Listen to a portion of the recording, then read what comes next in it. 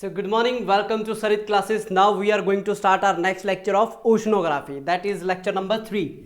So what we have done already in our lecture 1 और 2.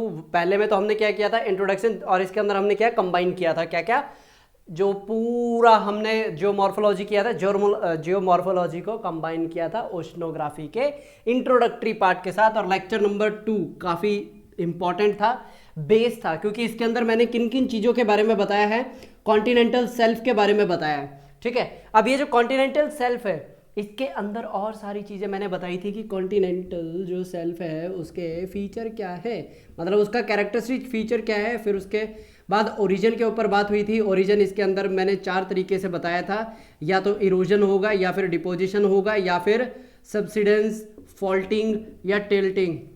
ये 3-4 तरीके थे. और एक और था प्लिस्टोसिन ग्लेशिएशन पीरियड के दौरान, यानी कि रिट्रीट ऑफ ओशन वाटर.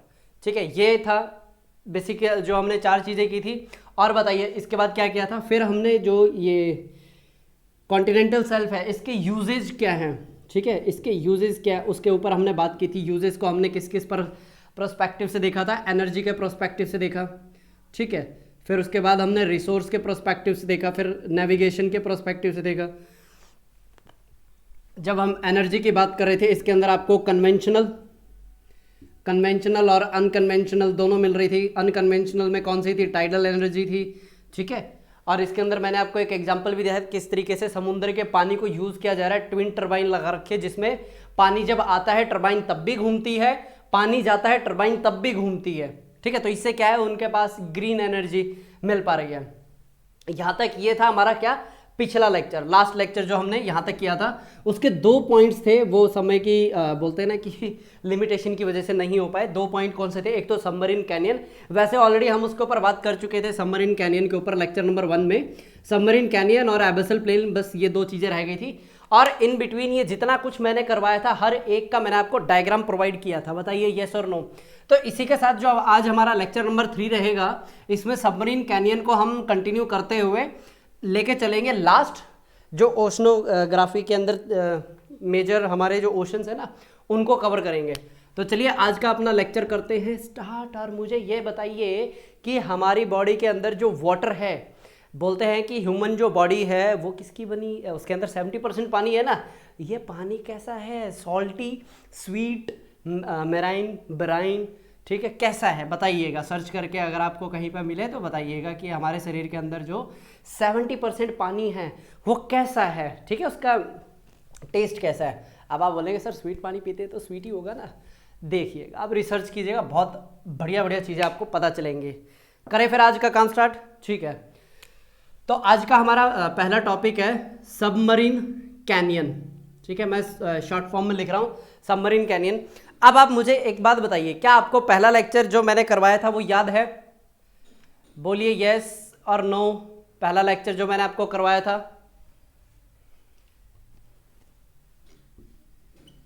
देखिए सबमरीन का मतलब क्या है. अगर आप पनडुब्बी से क्या समझते हैं, पनडुब्बी के का मतलब ये होता है कि जो पानी के अंदर रहती है. ठीक है, तो यही हम यहाँ पे सबमरीन कैनियन की बात कर रहे हैं कि ये जो सबमरीन कैनियन है एक्चुअली एग्जिस्टेंस में आई कैसे. ठीक है, हमें हाउ के बारे में समझना है. जब हम हाउ के बारे में बात करते हैं तब हमें पता चलता है. इसके पीछे ना 2 थ्योरी दी जाती हैं. कौन सी 2 थ्योरी दी जाती है. एक तो जो तबका है, यानी कि जो एक इंटेलेक्चुअल ग्रुप है वो क्या बोलता है ये फॉल्टिंग से बना है. ठीक है, ये फॉल्टिंग की वजह से एग्जिस्टेंस में आई है सबमरीन कैनियन. दूसरा जो तबका है वो क्या बोलता है इसमें हुआ है change in sea level. Change in sea level हुआ है जिसकी वजह से सी लेवल चेंज होने की वजह से आपके सबमरीन कैनियन एग्जिस्टेंस में आई. अब होती क्या है यहाँ पे मैं डायग्राम बना के दिखाऊंगा. ठीक है, और ये सबमरीन कैनियन को एक्सप्लेन करने के लिए एक थ्योरी दी जाती है. ठीक है, उसको क्या बोलते हैं टर्बिडिटी करंट. Turbidity current.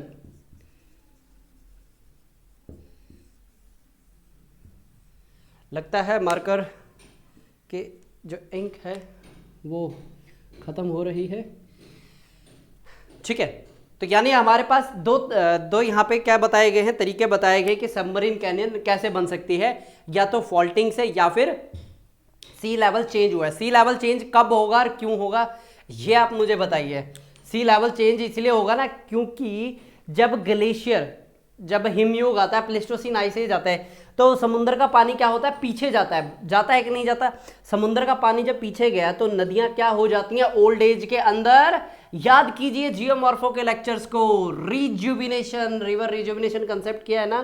तो अब देखिए हम क्या बनाने वाले हैं कि ये किस तरीके से सबमरीन कैनियन बनती हैं, दिखती कैसी हैं। ठीक है, करें आज के काम को स्टार्ट डायग्राम के साथ। ठीक है, ये हो गया हमारा सबसे इनिशियल पार्ट। एक बार आप थोड़ा सा ध्यान से देखिए कि 3D डायग्राम को हम डेवलप कैसे करते हैं। ठीक है, साथ के साथ देखते जाइए आप।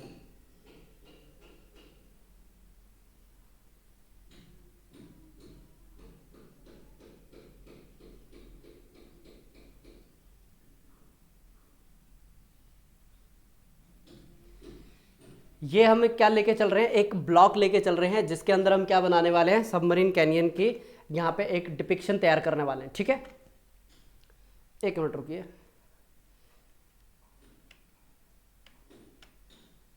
ओके, अब इसके अंदर हमें क्या बनाना है, सबमरीन कैनियन। ये होती क्या है, एक वी शेप वैली होती है।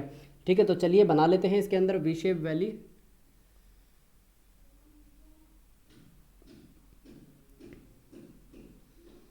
अब आप बोलेंगे कि सर ये 3D तो किसी एंगल से नहीं बना है, तो ये लीजिए 3D कुछ इस तरीके से ये आपको अभी सबमरीन कैनियन बनती हुई दिखाई देगी। बताइए कैसा लग रहा है, दिखाई दे रहा है आपको 3D में। अब और 3D लुक देने के लिए इस तरीके से इसके अंदर आप डॉटेड डॉटेड लाइन बना दीजिए। ये लीजिए, तो इससे आपके क्या ये बन जाएगी सबमरीन कैनियन। अभी फिलहाल के लिए बस आपको इतना ही ध्यान रखना है, सबमरीन कैनियन दो तरीके से बन सकती है। किस दो तरीके से, एक फॉल्टिंग और एक change in sea level. Faulting की बात करते हैं, ये हम ऑलरेडी पढ़ चुके हैं, हमारे बिल्कुल सही जवाब दिया जियोमॉर्फोलॉजी के अंदर। ठीक है,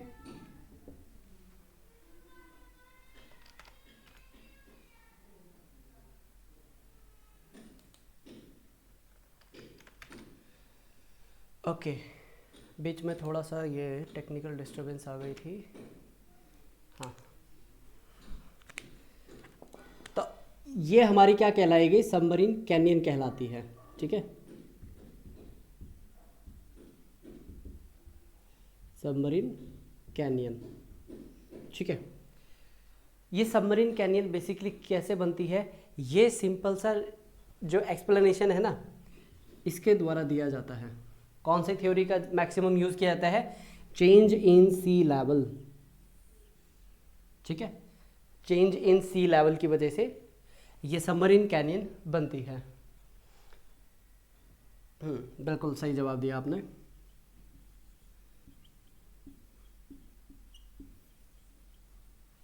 ये डायग्राम आप चाहे नहीं, यू मस्ट ड्रॉ, बना लीजिए। तो यहाँ पे क्या होता है, जो सबमरीन कैनियन है वो टॉपिक हमारा होता है कंप्लीट। बस ये इतना ही है, इसके अंदर ज़्यादा डिटेल नहीं है।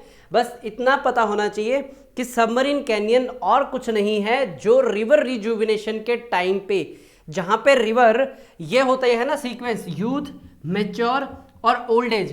एज पर यहाँ पे रिवर रिजुविनेशन का कंसेप्ट लगाए तो रिवर यहाँ पे क्या हो जाती है, यूथफुल हो जाती है।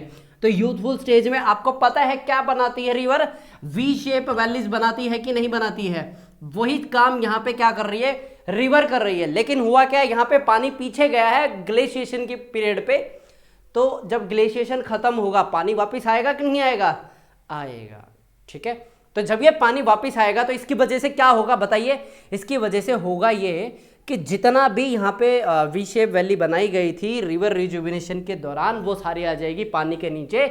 जैसे ही वो सबमर्ज हुई तो क्या कहलाएगी, वो सबमरीन कैनियन। अगर आप एक केस स्टडी देखें, एक पुख्ता सबूत के तौर पे अगर मैं आपको बताऊं, जो मोस्ट ऑफ सबमरीन कैनियन है कहाँ पे मिलती हैं, ये मिलती हैं नॉर्थ अटलांटिक के अंदर। कहाँ मिलती हैं, नॉर्थ अटलांटिक, अरे सारे डायग्राम बनाएंगे। जब हम नॉर्थ अटलांटिक की बात करेंगे, पैसिफिक की करेंगे, इंडियन ओशन की बात करेंगे ना, ये सारे डायग्राम क्या रहेंगे, एक साथ अलाइंड रहेंगे, क्लब रहेंगे। एक एक लोकेशन, एक एक ट्रेंच हम क्या करने वाले हैं उस डायग्राम के अंदर मार्क करने वाले हैं। ठीक है, बताइए यहां तक कोई डाउट? कोई डाउट नहीं है तो करें अपना एबेसल प्लेन स्टार्ट। देखिए एबेसल प्लेन में क्या है, एक बेस डायग्राम मैं यहाँ पे तैयार करने वाला हूँ। ऑल्दो जब हमने लेक्चर की शुरुआत की थी कल, तो ये हमने सब कुछ देख लिया था कि गॉट कहाँ पे हैं, ये सारी चीज़ें हमने इंट्रोडक्टरी पार्ट के अंदर भी देख लिया था, और कल जो हमने लेक्चर किया था उसके अंदर भी प्रोवाइड कर दिया था। लेकिन for the sake of completion of our topic मैं आपको ये दोबारा बता रहा हूँ, क्योंकि ये क्या है, थोड़ा सा इंपॉर्टेंट पार्ट है। ठीक है, हम किसकी बात कर रहे हैं अभी, एबेसल प्लेन की बात करने वाले हैं। ठीक है,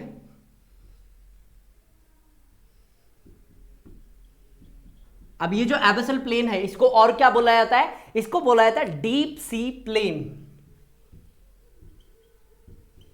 डीप सी प्लेन। ठीक है, यहां तक क्लियर? Very good.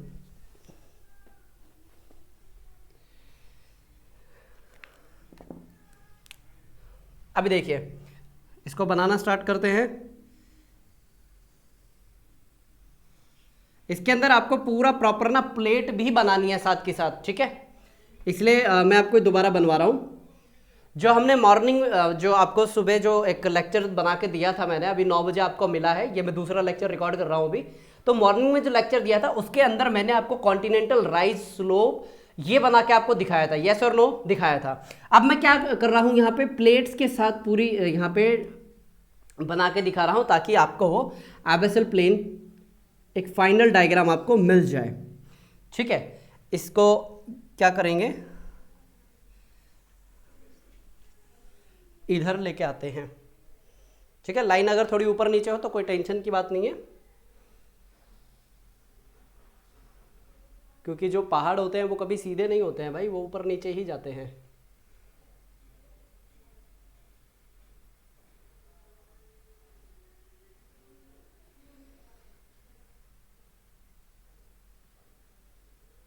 ठीक है,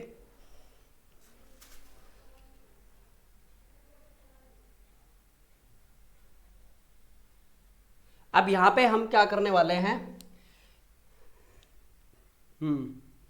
मुझे लगा ही था ये कुछ ज़्यादा ऊपर जा रहा है।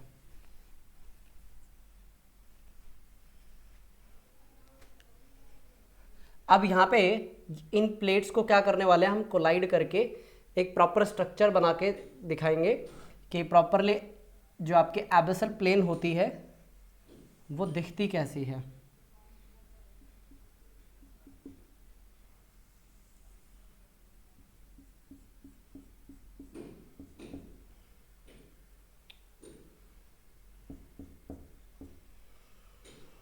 ओके, इसको भी थोड़ा सा कर देते हैं डेवलप, फिर आगे हम ओशनिक प्लेट बनाना स्टार्ट करते हैं। ठीक है, बिल्कुल सही बना रहे हैं आप भी।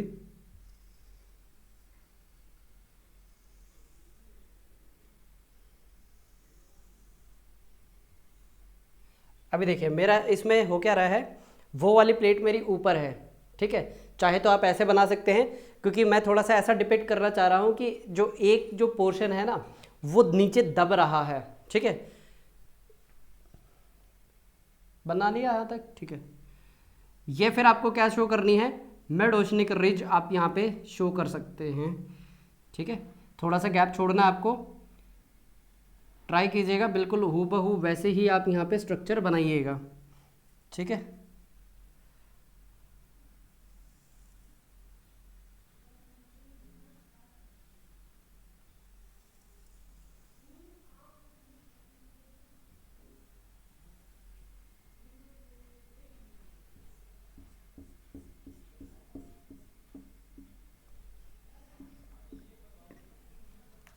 अब यहाँ पे हम लेते हैं सेकंड कलर, इसके अंदर आपको मैग्मा में बना के दिखा देता हूँ।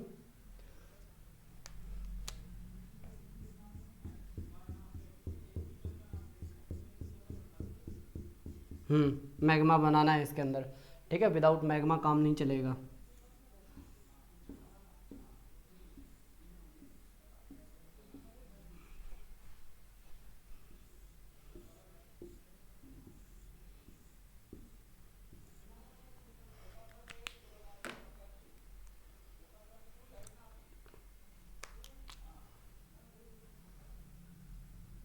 हालांकि ये मैं ऑलरेडी बना के आपको दे चुका हूँ, फिर भी मैं आपको दोबारा से करवा रहा हूँ। अब देखिए यहाँ पे क्या होगा, मैग्मा अपवर्ड राइज कर रहा है। क्यों कर रहा है? आर्थर ओम्स की थ्योरी में हम ऑलरेडी ये कंप्लीट कर चुके हैं, ठीक है। ये मैग्मा को डिपेक्ट कर रहा है, ठीक है। एक मिनट भाई, ये तार ना थोड़ा सा सेट करना पड़ेगा।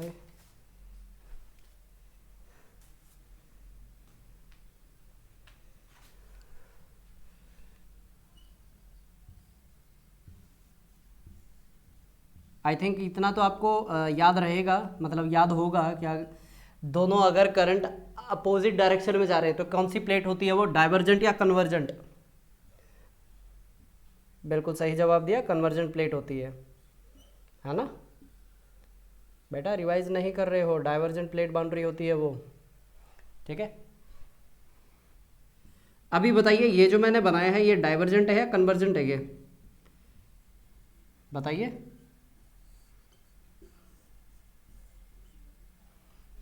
ये वाला क्या पोर्शन कहलाएगा आपका? मैग्मा। ये कहां कहां से आपको बाहर आता हुआ दिखाई देगा? ये आपको इधर से बाहर आता हुआ दिखाई देगा, ठीक है। ये आपको ग्याउट में से बाहर आता हुआ दिखाई दे सकता है। ये आपको जो सी माउंट है वहां से बाहर आता हुआ दिखाई देगा आपको, ठीक है। यहाँ पे जो ये हमने प्लेट्स बनाई है आता यहाँ से भी है, लेकिन अभी हमारे कोर्स ऑफ डिस्कशन में नहीं है ये, तो इसलिए मैं बना नहीं रहा। और ये आपके यहाँ पे क्या आ जाता है, ओशन का पानी।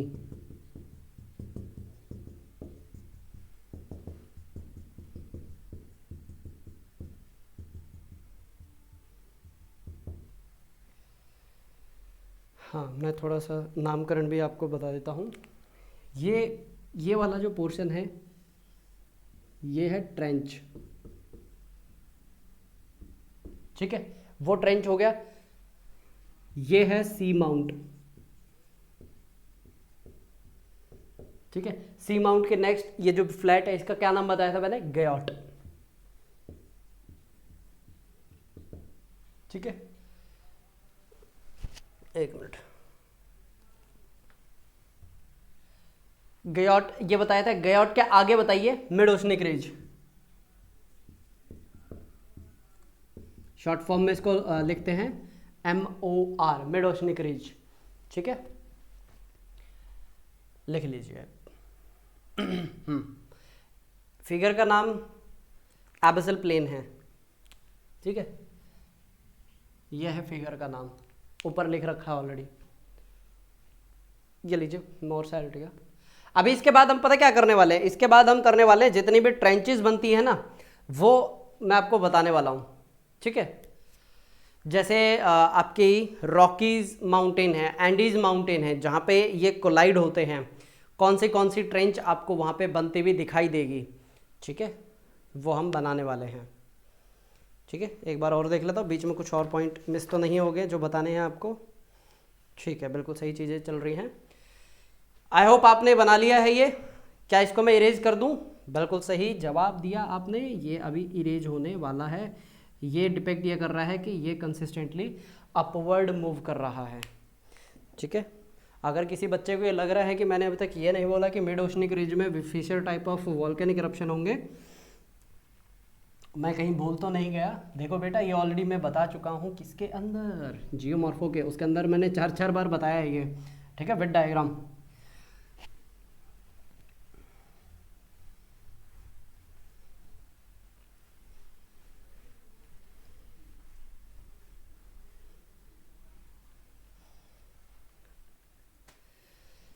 अभी आपको बनाना है वर्ल्ड का मैप।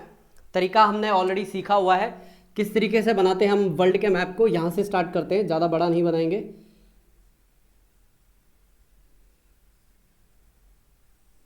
ठीक है।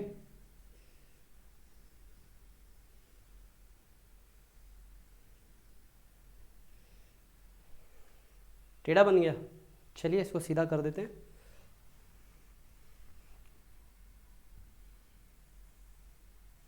बस इसको बनाते वक्त ना एक चीज़ का ध्यान ये रखिएगा कि ये जो पोर्शन है ना, इससे आप थोड़ा इस तरफ रखिएगा, बाहर की तरफ, ठीक है।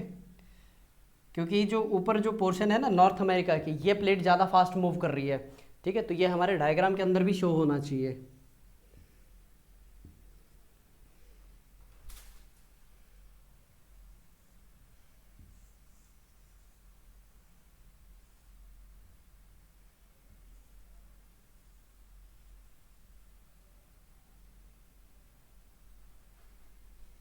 ये आपका इंडिया स्टार्ट हो जाता है यहाँ से, ये साउथ चाइना सी, ये ऊपर साइबेरिया का एकदम वीरान इलाका,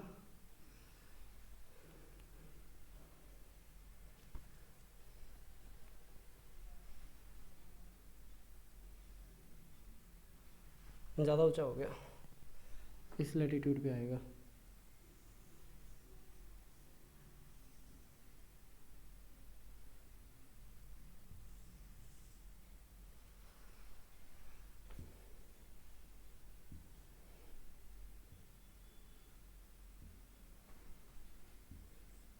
इंडोनेशिया, जावा, सुमात्रा,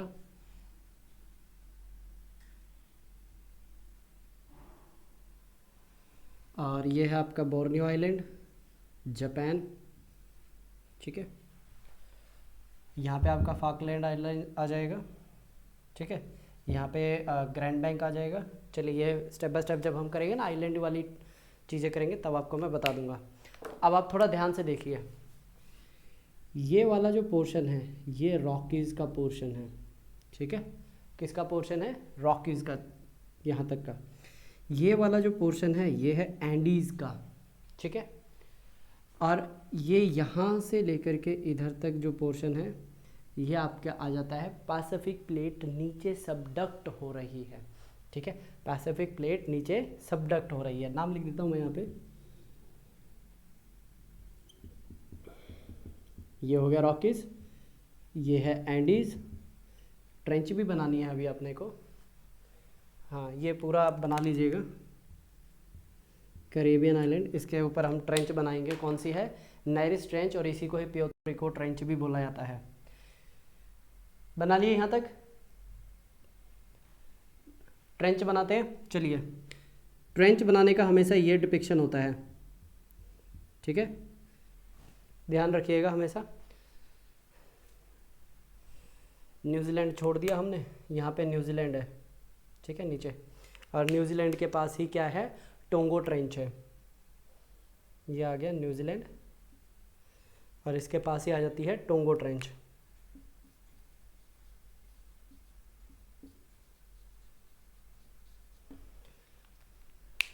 ये ऑस्ट्रेलिया है भाई, ऑस्ट्रेलिया है। और यहाँ पे आपकी आ जाती है जावा ट्रेंच, ठीक है। शॉर्ट फॉर्म में हर बार ट्रेंच नहीं लिखूंगा, मैं सिर्फ टी लिख रहा हूँ, आप अपने आप इसको लिख लीजिएगा पूरा, ठीक है। ये आपका इधर बंच ऑफ क्या है? आइलैंड्स हैं। इन आइलैंड्स के नियर बाय ऊपर कौन सी है आपकी, बताइए, मरियाना या मिंडारो? ऊपर वाले पोर्शन पे है आपकी मिंडारो ट्रेंच। ये मैं वो ट्रेंच आपको बता रहा हूँ जो मोस्ट इंपॉर्टेंट है, वैसे तो बहुत सारी ट्रेंचेज हैं।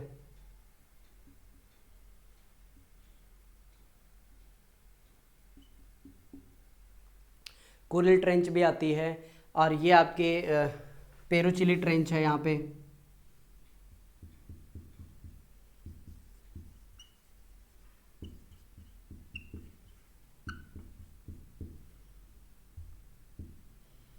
ठीक है, बना लीजिए। और कोई अगर ट्रेंच देखता हूँ मिसिंग है तो मैं आपको बता देता हूँ। तकरीबन हमने सारा कुछ, अच्छा जापान ट्रेंच रह गई।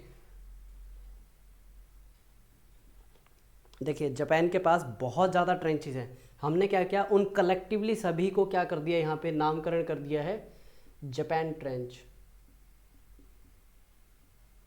ताकि ऐसा ना लगे कि भाई उस पर्टिकुलर पोर्शन को तो हमने टच ही नहीं किया, ठीक है। हाँ, ये नाम नहीं लिखा ना, ये नायरिस ट्रेंच है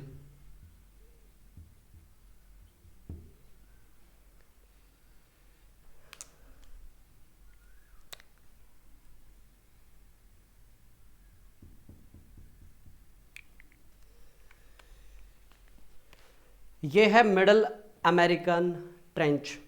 कौन सी है ये? Middle American trench.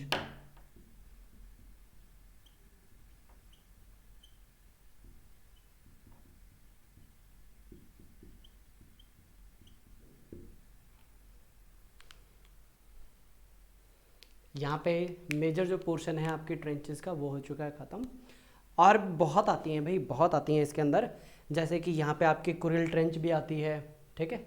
वो हमने अभी लिखी नहीं है, जैसे उसका राइट टाइम आएगा हम उसको भी अपने डायग्राम्स में डेवलप कर लेंगे, ठीक है। तो अभी तक हमारे जो दो बेसिक और बोलते हैं ना मेजर जो पोर्शन थे वो हमने कवर किए हैं, जो था सबमरीन कैनियन और एबेसल प्लेन। और एबेसल प्लेन को ख़त्म करते के साथ ही हम अपने किस पोर्शन के ऊपर यहाँ पे बढ़ेंगे? बिल्कुल सही जवाब दिया। इसके बाद 1 मिनट रुक जाइए, यहाँ पे मैं एक पिक्चर लगाने की देखता हूँ अगर अवेलेबल है।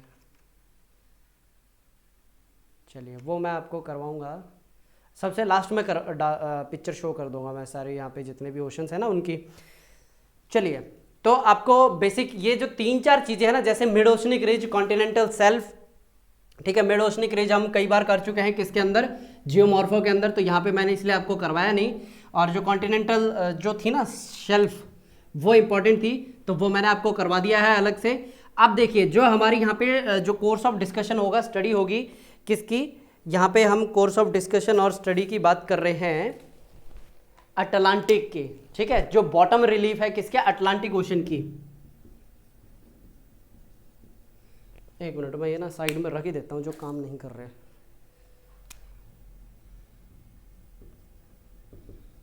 Bottom relief of Atlantic ocean.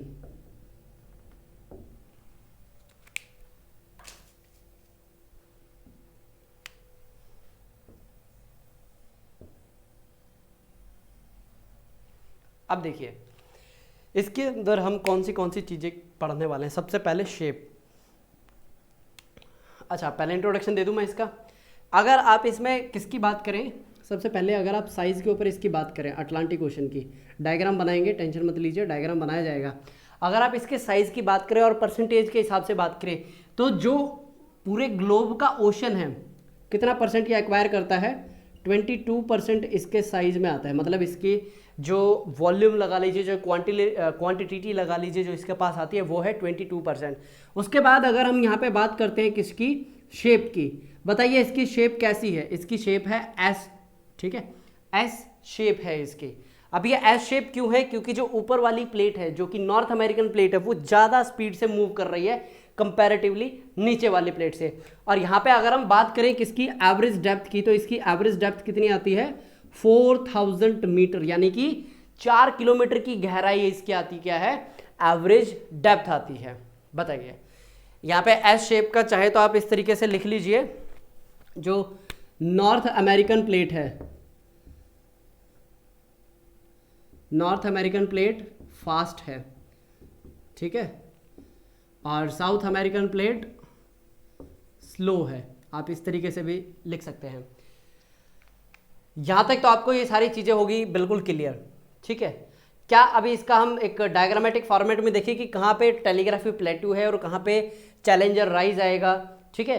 क्योंकि हमें क्या देखना है? बॉटम रिलीफ देखना है। हमें क्या देखना है? बॉटम, मतलब अंदर से है कैसा, हमें वो देखना है। तो बना लीजिए डायग्राम, और जितना हो सके ना ट्राई कीजिएगा कि इसको छोटा बनाने की प्रैक्टिस कीजिए, क्योंकि आपके पास जो एक एग्ज़ाम के अंदर पेपर मिलेगा ना, कुछ इस तरीके का होगा। इसमें ये वाला पोर्शन, ये वाला पोर्शन, ये वाला पोर्शन इस तरीके से ख़त्म मिलेगा। मतलब यहाँ पे आपको लिखना नहीं होता, और लिखने के लिए आपको कितनी बस ये जगह दी है, तो आपको हमेशा ये देखना है, या डायग्राम इतने में बना लीजिए या फिर इतने से पोर्शन में डायग्राम आप बना लीजिए, ठीक है। नहीं तो फिर पूरा ना तो आंसर लिख पाएंगे, ना ही प्रॉपरली रिप्रेजेंटेशन हो पाएगी डायग्राम की, ठीक है। चलिए, तो इसलिए अभी मैं क्या कर रहा हूँ, इस तरीके से डायग्राम मैं बना रहा हूँ ताकि आप उसी के थ्रू मतलब यूज टू हो जाएं डायग्राम के लिए। अच्छा, कर दी ना हमने गड़बड़? समझ गए? ये वाला पोर्शन थोड़ा सा बाहर आएगा, ठीक है। और हमें इतना ही चाहिए, ठीक है। हर बार पूरा डायग्राम बनाने की रिक्वायर्ड नहीं होता है, सिर्फ जितना चाहिए उतना ही आप बनाएं, ठीक है। जैसे यहाँ पे हमें पूरे डायग्राम की रिक्वायरमेंट नहीं है तो यहाँ पे हम पूरा डायग्राम डेवलप नहीं कर रहे, ठीक है। बस हमें इतने की रिक्वायर्ड है, तो ये हमने कर लिया है। अच्छा, एक और तरीका मैं बताऊँ, बॉक्स के अंदर बनाना सीखिए आप, ठीक है। चलिए हम भी क्या करते हैं, इसको बॉक्स के अंदर ले लेते हैं कि हम इसको बस इतने से एरिया के अंदर डेवलप करेंगे। इससे होता पता है क्या है, काम हमारा आसान हो जाता है, ठीक है। बॉक्स के अंदर इसको बनाएंगे तो काम आपका थोड़ा सा जल्दी हो जाता है और आसान होता है। चलिए फिर बना लेते हैं। अभी हम क्या बनाने वाले हैं, बिल्कुल सही जवाब दिया, जो मेजर यहाँ पे उभार हैं, ठीक है, बेसिन के अंदर, हम वो बनाने वाले हैं। ये हमने बना दिया ग्रीनलैंड, ये हो गया आइसलैंड, थोड़ा छोटा बना देते हैं आइसलैंड को, ये हो गया आइसलैंड। आइसलैंड के नीचे ही क्या आती है, टेलीग्राफी प्लेट्यू आता है। अच्छा ये भी छोड़ दिया हमने, ऐसा कैसा करते हो भाई, ठीक है। ये हो गया कैरेबियन आइलैंड, ठीक है। ये यहाँ तक क्या है, ये पूरी कॉन्टिनेंटल शेल्फ है।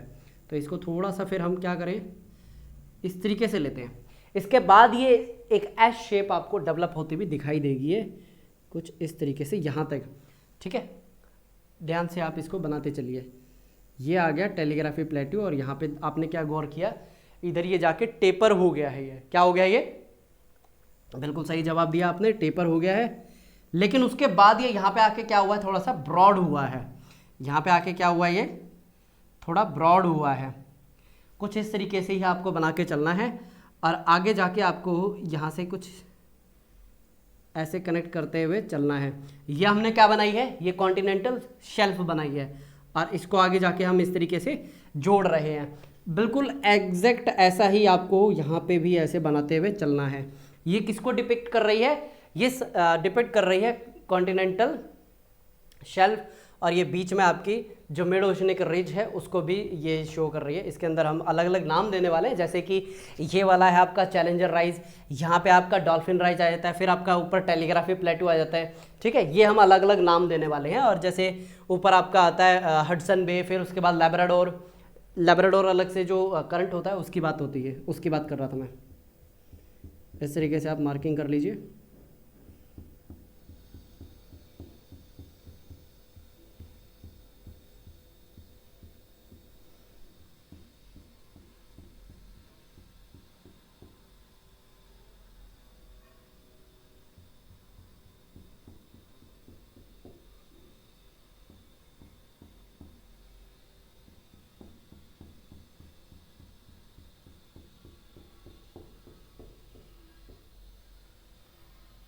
बना लिया यहाँ तक।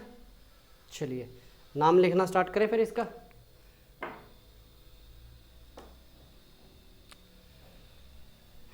ये है नॉर्थ अमेरिका, ठीक है। ये है साउथ अमेरिका, और ये यहाँ पे आ जाता है यूरोप, ठीक है। ये आ जाता है अफ्रीका कॉन्टिनेंट, ठीक है। ये यहाँ पे आता है आपका केप वर्दे, ठीक है, आइलैंड है ये केप वर्दे। ये एक पिज़्ज़ा का भी नाम है, वर्दे मतलब ग्रीन वेज, ये भी होता है, ठीक है। इटालियन नाम है ये, तो समझ गए होंगे किसका आइलैंड है ये, ठीक है। यहाँ पे ये लिख लिया। फिर ये वाला जो पोर्शन है ना, ये वाला पोर्शन, ये आपका क्या कहलाता है, टेलीग्राफी प्लेट्यू। तो मैं ऊपर वाला पोर्शन है ना, इसको इरेज कर देता हूँ ताकि आप नोट कर पाएँ।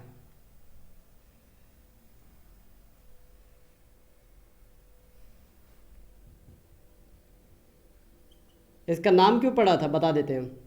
जब पहली बार टेलीग्राफ लाइन बिछाई जा रही थी नॉर्थ अमेरिका और इसके बीच में, तो वो ये इमेजिन करके चल रहे थे कि ये नीचे से बिल्कुल सपाट होगा, प्लेन होगा, कोई दिक्कत नहीं आएगी।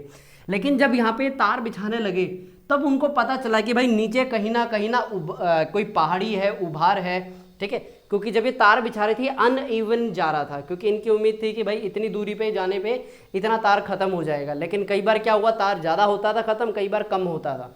तो यहाँ से एक अंदाजा मिला कि यहाँ पे कोई प्लेट्यू है, तो उसका नाम क्या दे दिया, टेलीग्राफी प्लेट्यू, क्योंकि टेलीग्राफ बिछाते हुए इसका पता पड़ा था ना, इसलिए इसका नाम दे दिया टेलीग्राफी प्लेट्यू। यहाँ तक ठीक है। अब जो ये वाला जो पोर्शन है, ये वाला जो पोर्शन, इसको क्या बोला जाता है? Dolphin rise. ठीक है, ये यहां तक भी आ जाता है, कभी बुक में देखेंगे सिर्फ यहां पे आपको लिखा हुआ मिलेगा डॉल्फिन राइज। ठीक है, ये है चैलेंजर राइज, वो चैलेंजर डीप है, ये चैलेंजर राइज है। ये थोड़ा सा आप शब्दों में ध्यान से रखिएगा।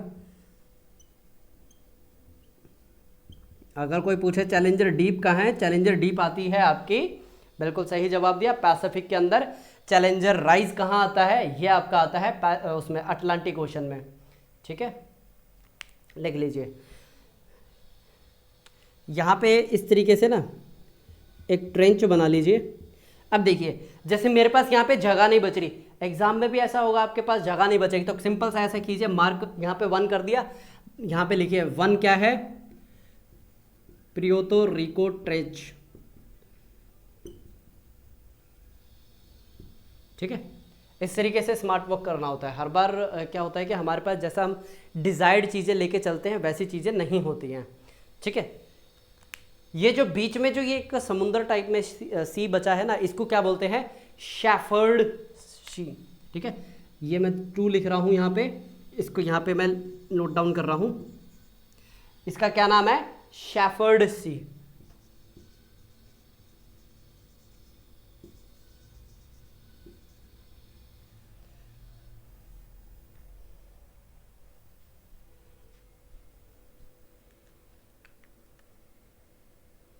यहाँ पे कुछ आइलैंड है, उसके लिए मैं अलग से बनवा दूंगा आपको, पहले इतना बना लीजिए आप।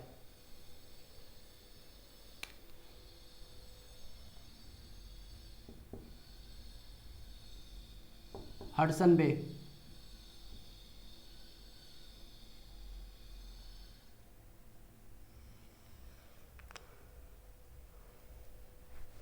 मेजरली आपको पता क्या क्या याद रखना है? Telegraphy plateau, dolphin rise, challenger rise.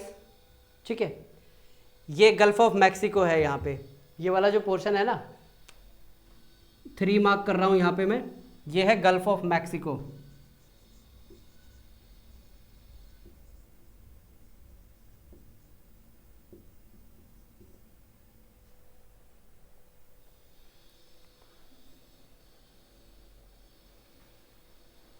हो गया?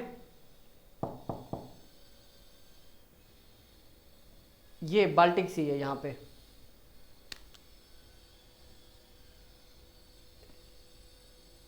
क्या है कि मैंने उतना उभार दिखाया नहीं है, आप चाहे तो लिख लीजिए।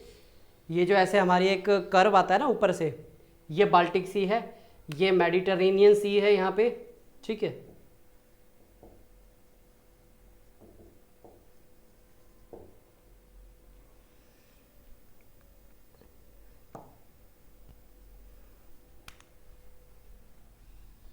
और यहाँ पे फाल्कलैंड आइलैंड है।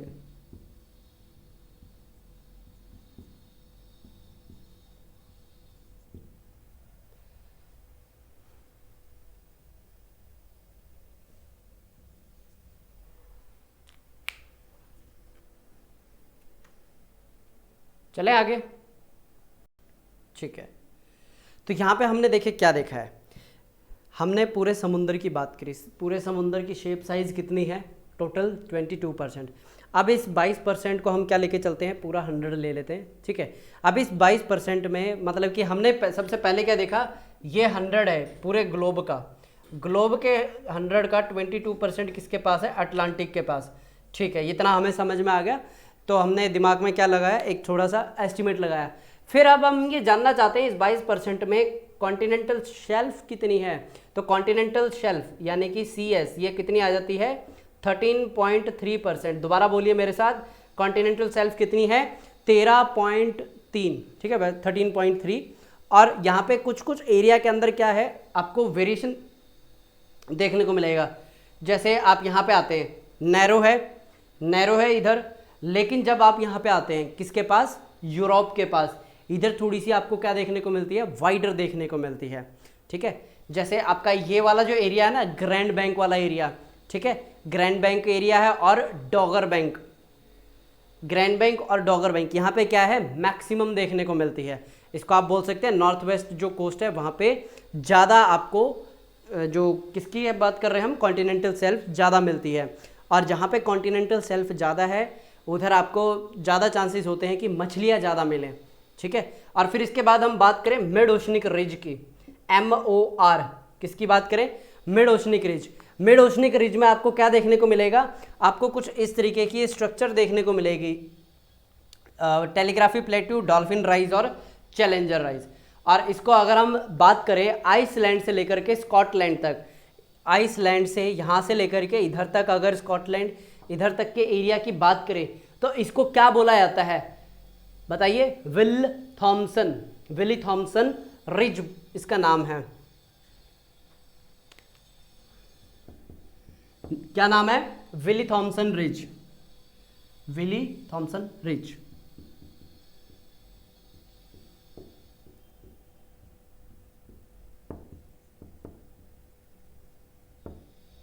ठीक है, तो ये हो गए आपके मिड ओशनिक रिज के ऊपर।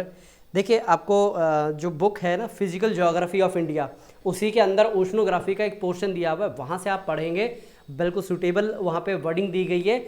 आपको कोई अलग से किताब नहीं लेनी है, जो आपकी ओशनोग्राफी है ना उसके लिए कोई अलग से बुक परचेज नहीं करनी है, ठीक है, कोई अलग से आपको किताब नहीं लेनी है, ठीक है। ये तो हो गया मिड ओशनिक रिज। अगर आप चाहते हैं कि आपको अलग अलग जो आइलैंड आए हैं जैसे सेंट हेलेना, ठीक है, और जैसे इसके अंदर एजोरिस आया है, फिर उसके बाद आइसलैंड आया है, इसकी एक पूरी डायग्राम बनाना चाह रहे हैं एक स्पेसिफिकली, तो मैं आपको बनवा के दे देता हूँ, इधर बना रहा हूँ मैं यहाँ पे, ठीक है।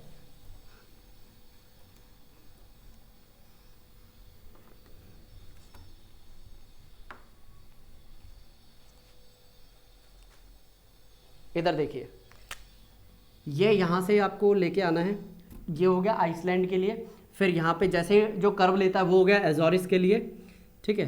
फिर इस तरीके से आपको क्या करना है, सेंट हेलेना से पहले आपको ये बनाना है, ठीक है। यहाँ पे आपका आ जाएगा सेंट हेलेना, मैं नाम लिख दूंगा, टेंशन मत लो। फिर उसके बाद ये एक कर्व आया, यहाँ पे आपका आएगा ट्राइस्टीनियन, ठीक है, मैं नाम लिख देता हूँ। ये बोविट का है, ये रेड कलर कहाँ गया भाई,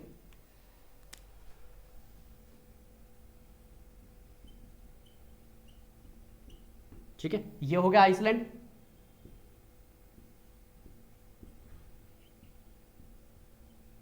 एजोरिस, ठीक है। ये हो गया सेंट हेलेना,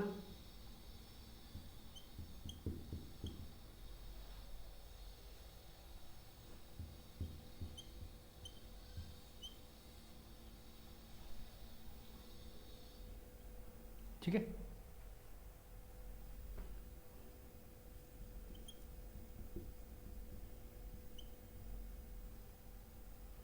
ये है बोविट,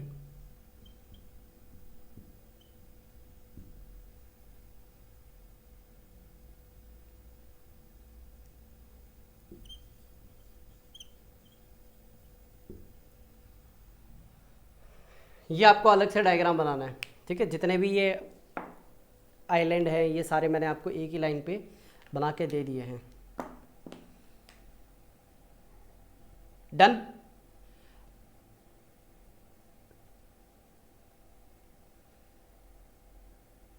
इसके बाद देखिए जो बेसिन्स आते हैं वो ऑलरेडी हम क्या कर चुके हैं, इसके अंदर बना चुके हैं। जैसे कि इसके अंदर बहुत सारे न्यूमरस बेसिन आते हैं, जैसे आपका जो ग्रीनलैंड आता है, जैसे लेब्राडोर बेसिन है वो आता है। लेब्राडोर बेसिन कहाँ पे है, मैंने ये वाला जो एरिया है ना ये लेब्राडोर बेसिन है, ठीक है। यानी कि नॉर्थ अमेरिका और ग्रीनलैंड के बीच के एरिया को क्या बोलते हैं, लेब्राडोर बेसिन बोलते हैं। फिर इसी तरीके से यहाँ पे हमने गल्फ ऑफ क्या बनाया था, मैक्सिको रीजन बनाया था।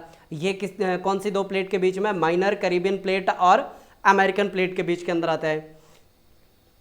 इसी तरीके से ये केप वर्दे है, ये आपको देखने को मिल रहा है। ये केप वर्दे कौन सी प्लेट के बिटवीन है, आइबेरियन जो पेनिनसुला है किसका, स्पेन का, ठीक है। आइबेरियन पेनिनसुला स्पेन का, उसके पास ये लोकेटेड है, ठीक है। यानी कि जो ये मिड अटलांटिक है ना, अटलांटिक के बीचों बीच ये जो यहाँ पे आता है ना कि छोटी सी एक बम्प आता है, ये आपका स्पेन का पार्ट है, ठीक है। स्पेन के आइबेरियन पेनिनसुला के पास आता है। फिर उसके बाद अफ्रीका और जहाँ पे एग्विलास करंट बनते हैं, इसको क्या बोला जाता है, कहाँ गए भाई, यहाँ पे आपका बनता है Cape of Good Hope region. ठीक है, ये जब हम अफ्रीका को पूरा इस तरीके से गोल बना के यहाँ से ऐसे लेके जाते हैं ना, तो ये वाला जो पोर्शन है ना, देखिए नीचे वाला, ये क्या कहलाता है, केप ऑफ गुड होप। इसके पीछे की कहानी पता है आपको, केप ऑफ गुड होप। देखिए हुआ क्या था, याद से 700 साल पहले की बात है। बार्थोलोम्यू पहली बार आए थे इंडिया का रास्ता फाइंड आउट करने के लिए। किसके रास्ते, समुद्र के रास्ते से। तो वो भाई साहब कहाँ से चले थे, इधर से चले थे। ठीक है, वो यहाँ से चलते चलते चलते यहाँ तक आ गए। उनकी शिप ना तो आगे गई ना पीछे आई। ठीक है, हुआ क्या, वो वहीं पे ही फंस गए। तो यहाँ पे जब हम करेंगे ना क्लाइमेटोलॉजी, तो यहाँ पे ड्रमडोल आता, मतलब यहाँ पे जो हवाएं हैं 3-3 महीने तक चलती नहीं है। जब रिवर्सल आता है, मतलब मॉनसून आता है, तब यहाँ पे हवाएं चेंज होती हैं। तो यहाँ पे क्या देखा कि अचानक से तूफान आ रहा है, अचानक से हवा बिल्कुल शांत हो रही है।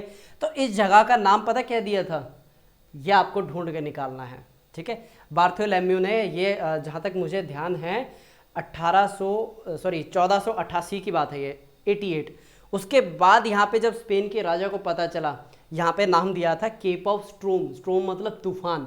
ठीक है, जब यहाँ पे राजा को पता चला कि अच्छा ये बंदा यहाँ तक पहुँच गया, अगर ये थोड़ा सा और आगे जाता तो इसको इंडिया मिल जाता शायद। तो यहाँ से क्या बोला, ये उम्मीद की एक किरण है। ठीक है, तो इसको क्या बोला गया, केप ऑफ गुड होप, जो अफ्रीका का सबसे आखिरी पार्ट है, मतलब आखिरी जो छोर है ना, वहाँ से फिर दूसरा जो यहाँ पे अगर हम बात करें Indian IOR, Indian Ocean region, वो स्टार्ट हो जाता है। ठीक है, डीप जो ट्रेंचेज है वो हम बात कर चुके हैं। नारिस ट्रेंच है, यहाँ पे हमने नारिस ट्रेंच बनाई थी, कहाँ गया भाई नारिस ट्रेंच, मिटा दिया, कोई बात नहीं। इधर हमने एक नारिस ट्रेंच बनाई थी ना, ये नंबर 1 अभी भी आपको लिखा दिख रहा है, नारिस ट्रेंच है। उसके बाद जैसे आपकी रोमाच ट्रेंच है, फिर उसके बाद साउथ सैंडविच ट्रेंच है। मैंने बोला था बहुत सारी यहाँ पे आपको ट्रेंचेस देखने को मिलेगी। और फिर उसके बाद जो प्लेस्टोसीन यहाँ पे ग्लेशिएशन हुआ था, उसकी वजह से यहाँ पे आपको क्या देखने को मिल रहा है, अरे कितनी वाइड कॉन्टिनेंटल शेल्फ है यहाँ पे, है कि नहीं है, बहुत वाइड कॉन्टिनेंटल शेल्फ है। और साथ की साथ आपको क्या देखने को मिल रही है, यहाँ पे बहुत सारी बे हैं। मैंने सिर्फ आपको एक लिखाई है, और कौन सी, जैसे नॉर्थ सी हो गया, बाल्टिक सी हो गया, गल्फ ऑफ मैक्सिको हो गया, मेडिटेरेनियन सी हो गया, ये सारे किसका पार्ट है, जियो सिंक्लाइन, और वो भी किसका, टैथिस का। ठीक है, अगर आपको याद हो, मैंने ये बताया था कि इंडिया का जो पोर्शन है आगे चलता गया, उसके बीच में एक क्या आया था, जो एक समुंदर आया था, उसको सी बोल रहे हैं हम अभी। ठीक है, वो था टैथिस सी। इंडिया से टैथिस सी पूरा बंद हो गया, लेकिन उसका कुछ हिस्सा ये जो मेडिटेरेनियन सी है, इसके स्वरूप अभी भी बचा हुआ है। इसी के साथ ही ऊपर कौन से लगते हैं यहाँ पे बताइए, मेडिटेरेनियन सी के नियर बाय और कौन से लगती है, ब्लैक सी है, एड्रियाटिक सी है, सी ऑफ मरमरा है। ये सारी आपको किसके साथ मिलती हैं, यहाँ पे जो मेडिटेरेनियन है उसके साथ। अब यहाँ पे जो हडसन बे है, उसके बनने का पीछे का रीजन क्या है, प्लेस्टोसीन। यहाँ पे जो आपकी बाल्टिक सी है, इसका बनने का रीजन क्या है, प्लेस्टोसीन। यहाँ पे जो गल्फ ऑफ मैक्सिको है, उसके पीछे का रीजन क्या है, प्लेस्टोसीन में आपको देखने को मिलेगा उसका रीजन। तो यहाँ पे अगर हम क्या करें, पूरे कंक्लूड करें किसको, जो अटलांटिक है, अटलांटिक ओशन है, उसको क्या करें, कंक्लूड करें, तो हमें यही पता चलता है कि जो बॉटम टोपोग्राफी है उससे हमारी स्टडी को बहुत ज़्यादा बूस्टअप मिला है। ठीक है, पहले हम क्या करते थे, हमने ये सोचा कि जो ओशन है नीचे से कैसा है, फ्लैट है। ठीक है, लेकिन बाद में कैसा पता चला, नहीं फ्लैट नहीं है। जब यहाँ पे HMS चैलेंजर 1872 यानी 1872 के अंदर क्या करते हैं, इसकी स्टडी करते हैं। और एक और यहाँ पे आप कीवर्ड नोट कर लीजिएगा कि वर्ल्ड के अंदर सबसे ज़्यादा अगर स्टडी हुई है ना, वो इसी एरिया की हुई है, अटलांटिक की स्टडी हुई है। अटलांटिक समझ में आ गया, पैसिफिक समझ में आ जाएगा, और जो इंडियन ओशन है समझ में आ जाएगा। बताइए, इसके अंदर देखिए, सबसे पहले आपको कुछ नाम हैं वो याद करने पड़ेंगे, ट्रेंचेस हैं वो नाम याद आपको करने पड़ेंगे, फिर कुछ सी आती हैं यहाँ पे वो नाम याद करनेंगे, और कुछ डेटा है वो आपको याद करना होगा। दैट्स इट, इतना ही है अटलांटिक ओशन के अंदर। ठीक है, यहाँ पे अटलांटिक ओशन होता है हमारा खत्म। फिर उसके बाद हम स्टार्ट करते हैं पैसिफिक ओशन का। कोई डाउट या कोई सवाल आपको पूछना हो बताइए, अभी जल्दी से बताइए, फिर हम अपना पैसिफिक का स्टार्ट करते हैं। ठीक है, नहीं है, वेरी गुड। मान लीजिए आप इस लेक्चर को बाद में देख रहे हैं, रिकॉर्डेड फॉर्म में अगर आप देख रहे हैं, आपको तब कोई डाउट आता है तो आप हमें मेल कर दीजिएगा, ठीक है।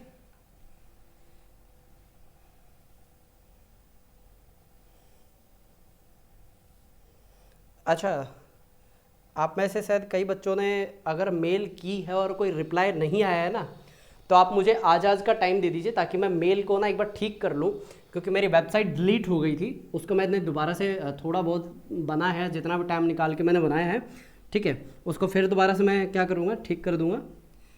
तो देखूँगा मैं कि अगर कोई उसके अंदर प्रीवियसली मेल आई थी वो दोबारा से मुझे देख पाएँ, क्योंकि मैं डेली मेल चेक कर रहा हूँ, कोई आ नहीं रही है उसमें।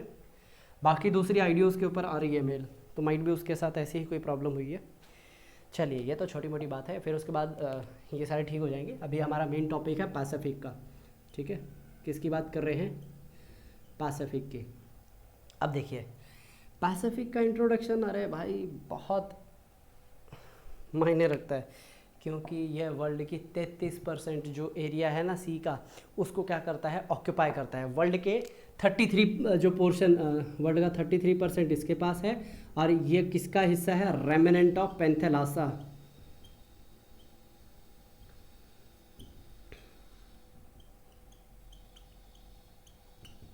ठीक है, रेमिनेंट ऑफ पेंथेलासा। और ये हर जो भी इसके नियर बाय कॉन्टिनेंट है उसको टच कर रहा है, जैसे कि अफ्रीका और यूरोप को, ठीक है। ये आपको टच करता हुआ दिखाई देगा। अभी हम क्या बनाने वाले हैं, पैसिफिक का एक बहुत ही ब्यूटीफुल डायग्राम बनाएंगे, ठीक है। चलिए, आज आप यही मान के चलिए ड्राइंग का पीरियड है आपका।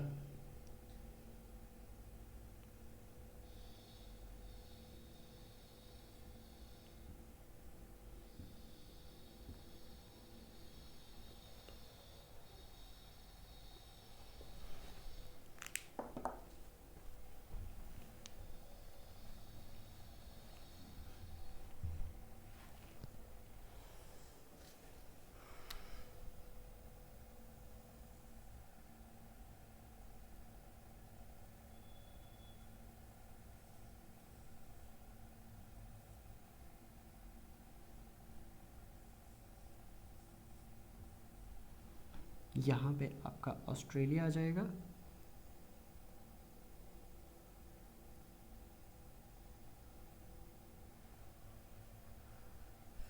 ऑस्ट्रेलिया मुझे ऐसा लग रहा है झुक गया ना,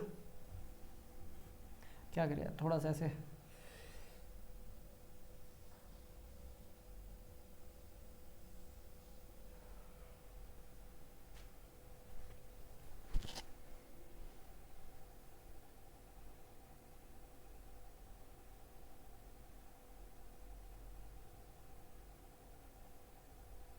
अच्छा, दो बार क्यों बन रहा है ये?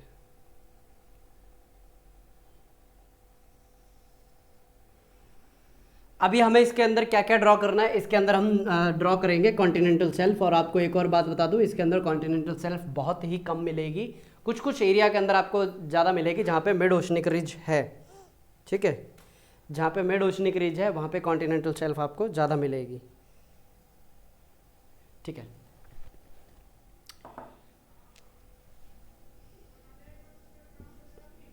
ये बोर्नियो आइलैंड, और इसके अंदर कुछ रह गया, हाँ इतना बड़ा नहीं है भाई न्यूजीलैंड।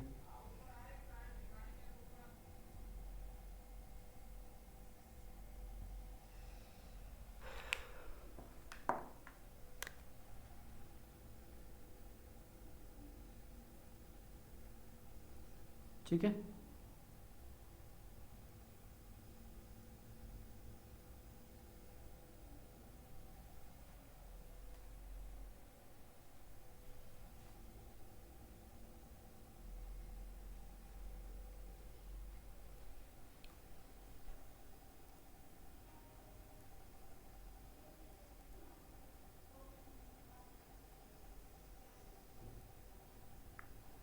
यहाँ पे मैंने क्या रखा है, इसको कम रखा है, और ये यहाँ से ना एक और आपको इस तरीके से ब्रांच लेके जानी है, ठीक है,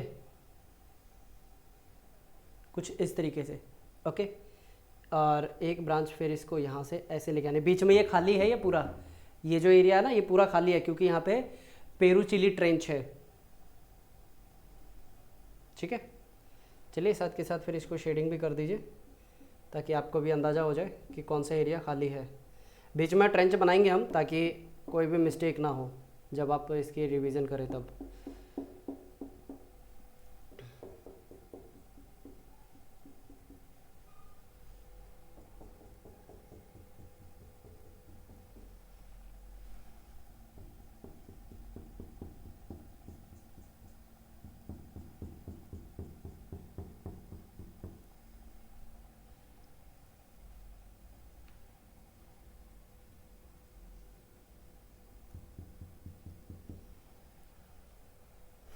अब बिल्कुल इसके साथ ऐसे सटते हुए, इसके साथ से निकलते हुए, ठीक है, और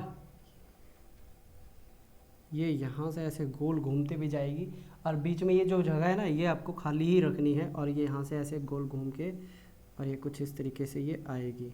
ठीक है, तो यहाँ पे इस तरीके से शेड करना है, बीच का ये एरिया खाली रखना है। ठीक है, और फिर ये यहाँ से ऐसे गोल घूम के ये न्यूजीलैंड को भी कवर कर रही है। ठीक है, न्यूजीलैंड को भी ये कवर कर रही है और यहाँ से फिर ये ऐसे गोल घूम के ये इसके साथ टच में आ जाएगी। ठीक है, और इधर से फिर ये यहाँ से ऐसे आपको कंटिन्यूटी में लेके जाना है। ठीक है, क्योंकि ये जो दूसरा जो पोर्शन है अटलांटिक के साथ कनेक्ट है ये। ठीक है,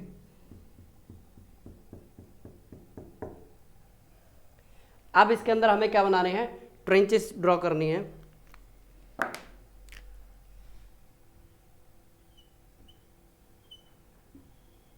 ये ट्रेंच नहीं है भाई, ट्रेंच की जो डिपिक्शन है वो इस तरीके से की जाती है। ठीक है, ये हो गया आप यहाँ पे पेरूचिली ट्रेंच। क्या मैसेज आया है भाई?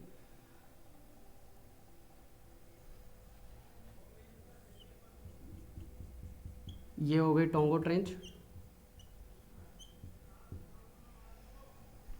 ये है पेरूचिली ट्रेंच, ये है रॉकीज, ये है एंडीज, और यहाँ पे हमने पिछली बार बनाया था ना जापान ट्रेंच। अब जापान ट्रेंच के ऊपर क्या बनाने वाले हैं हम, कुरिल ट्रेंच। यहाँ पे आ गया था आपका जापान ट्रेंच और ये इधर आपकी आती है कुरिल ट्रेंच। चलिए मैं पूरा ही लिख देता हूँ।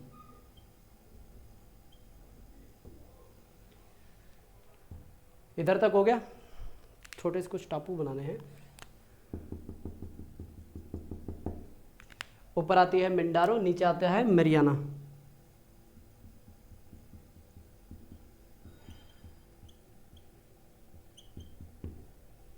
यहाँ पे आती है मरियाना ट्रेंच।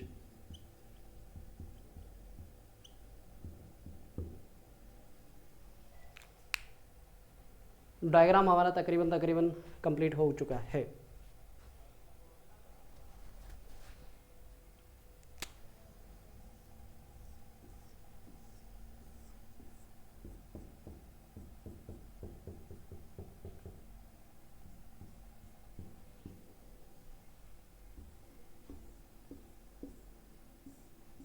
अच्छा, हमेशा ना ये इस तरीके से लाइन खींच के इस तरीके से ज़रूर कर लिया करो ताकि पता चल जाए यहीं तक ही डायग्राम है।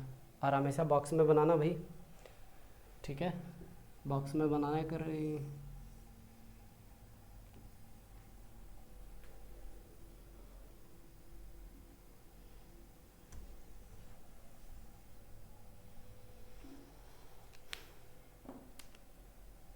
East Pacific ridge.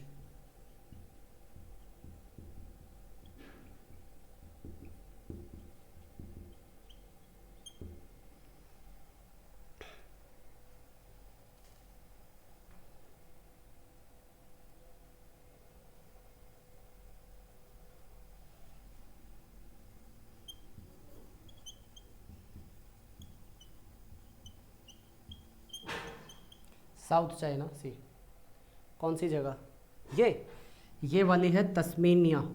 ठीक है, तस्मेनिया बेसिन बोला जाता है इसको।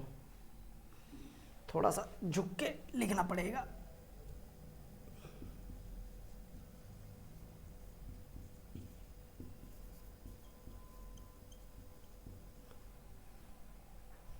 ठीक है, ये लीजिए मैं साइड हो जाता हूँ। इस पूरे डायग्राम का नाम है bottom topography of Pacific.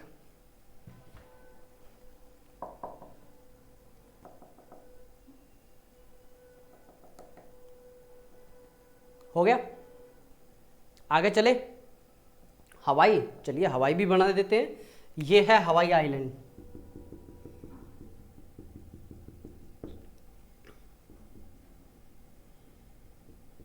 Hawaii island के ही नियर बाय वर्ल्ड वॉर 2 में पर्ल हार्बर इंसिडेंट हुआ था।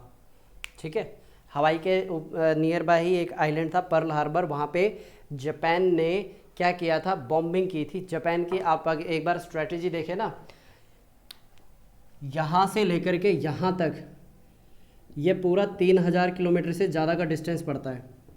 ठीक है, अब गड़बड़ ये थी, यहाँ पे रडार सिस्टम लगा रखे थे। अब रडार के अंदर ना आए, ठीक है, उस टाइम रडार की जो रेंज होती थी अराउंड 80 किलोमीटर के आसपास होती थी। ठीक है, तो इन्होंने क्या किया, 3000 किलोमीटर का जो डिस्टेंस है, जापान ने अपना पूरा एक समुद्री बेड़ा होता है उसके साथ पता कैसे ट्रैवल किया, ऐसे ट्रैवल करते हुए गए। और जहाँ पे इनके जो प्लेन थे टेक ऑफ करके इनके ऊपर बॉम्बिंग कर पाए, इतनी दूरी पे ले जाके इनका खड़ा कर दिया, यहाँ पे गए बॉम्बिंग करके आए, 2 घंटे में बॉम्ब कर कुरा के ये वापस आ गए अपनी जगह पे। यही रीज़न था जिसकी वजह से यूएस को मजबूरी में पार्ट लेना पड़ा, क्योंकि यहाँ पे अमेरिकन्स की जान गई थी। ठीक है, यूएस का फिर यहाँ पे कंपल्शन हो गया था पार्ट लेना वर्ल्ड वॉर 2 के अंदर, और यही सबसे बड़ी हार का कारण बना था, क्योंकि इसी के बाद यहाँ पे क्या गिराए गए थे, न्यूक्लियर बॉम्ब गिराए गए थे। क्योंकि जापानीज़ का कल्चर ऐसा है, वो अपना सर कटवा लेंगे लेकिन कभी सर झुकाएंगे नहीं, कभी हार नहीं मानते। वहाँ पे उनकी एक क्लैन है जिसको बोलते हैं समुराई क्लैन। समुराई क्लैन कभी भी ना हार नहीं मानता है। उनके पास एक इतना बड़ा खंजर होता है, जब भी उनको लगता है ना कि वो हारने वाले हैं, तो वो अपना सर मतलब कि दूसरों से कटवाने की बजाय उस खंजर को अपने पेट में मारते हैं और फिर यहाँ से जो हॉरिजॉन्टली उसको खींच के बाहर निकालते हैं, यानी अपने पेट को फाड़ देते हैं। ठीक है, ये उनका एक तरीका हुआ करता था, अपने जो बोलते हैं ना पूरे प्राणों तक वो लड़ा करते थे। तो ये बात अमेरिका को पता था कि अगर ये किसी भी हाल में जिंदा रहे, मतलब इनके ऊपर अगर हमने परमाणु बम नहीं गिराया तो हमारा बचना नामुमकिन है। क्योंकि यहाँ पे ऑलरेडी ना 3 बेड़े खड़े थे अमेरिका के, और पूरी अनाउंसमेंट हो चुकी है कि भाई हमारा पूरा बेड़ा आ गया है, यहाँ पे सरेंडर करो नहीं तो कुचल देंगे। ये बोले कि आ जाओ, देखते हैं किसमें कितना दम है। और यहाँ पे अमेरिका को भी पता था, उनके सोल्जर्स को भी पता था, अगर फेस टू फेस वॉर हुई, जापानीज कम मरेंगे, अमेरिकन ज़्यादा मरेंगे। ठीक है, इसलिए न्यूक्लियर बॉम्ब गिराया गया था। हालांकि उसमें सिविलियंस ज़्यादा थे जिनकी कैजुअलिटी हुई थी। अच्छा, मिटा दूँ ये फालतू का, मैंने फालतू का नहीं, वर्ल्ड हिस्ट्री का कंटेक्स्ट इसके अंदर जोड़ दिया। मैं क्या, मैप तो बन ही रखा है, आपको समझ में भी आ जाएगा।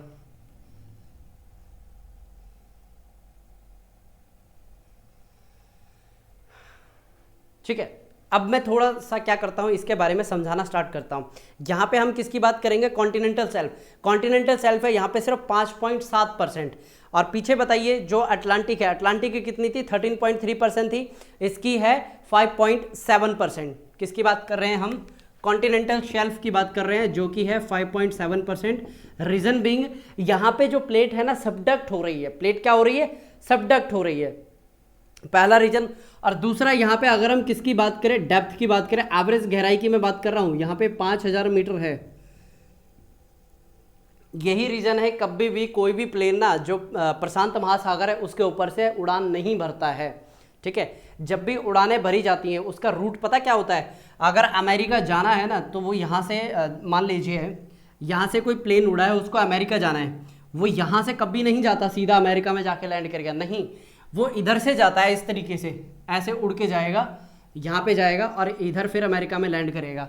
रीजन बीइंग, ये हमारे को देखने के लिए बहुत दूर लग रहे हैं। अगर आप मैप में देखेंगे ना, मैप को कभी ऐसे गोल करके मिलाइएगा, ठीक है, तो क्या दिखाई देगा कि भाई समुंदर तो फिर बहुत लंबा पड़ जाएगा। यस, इसलिए कभी भी कोई प्लेन पैसिफिक के ऊपर से नहीं जाता, एक तो डिस्टेंस की वजह से, दूसरा डेप्थ की वजह से। मान लो कोई प्लेन क्रैश हो गया, वहाँ पे भाई रेस्क्यू टीम कहाँ किस गहराई तक जाके खोज के निकालेगी।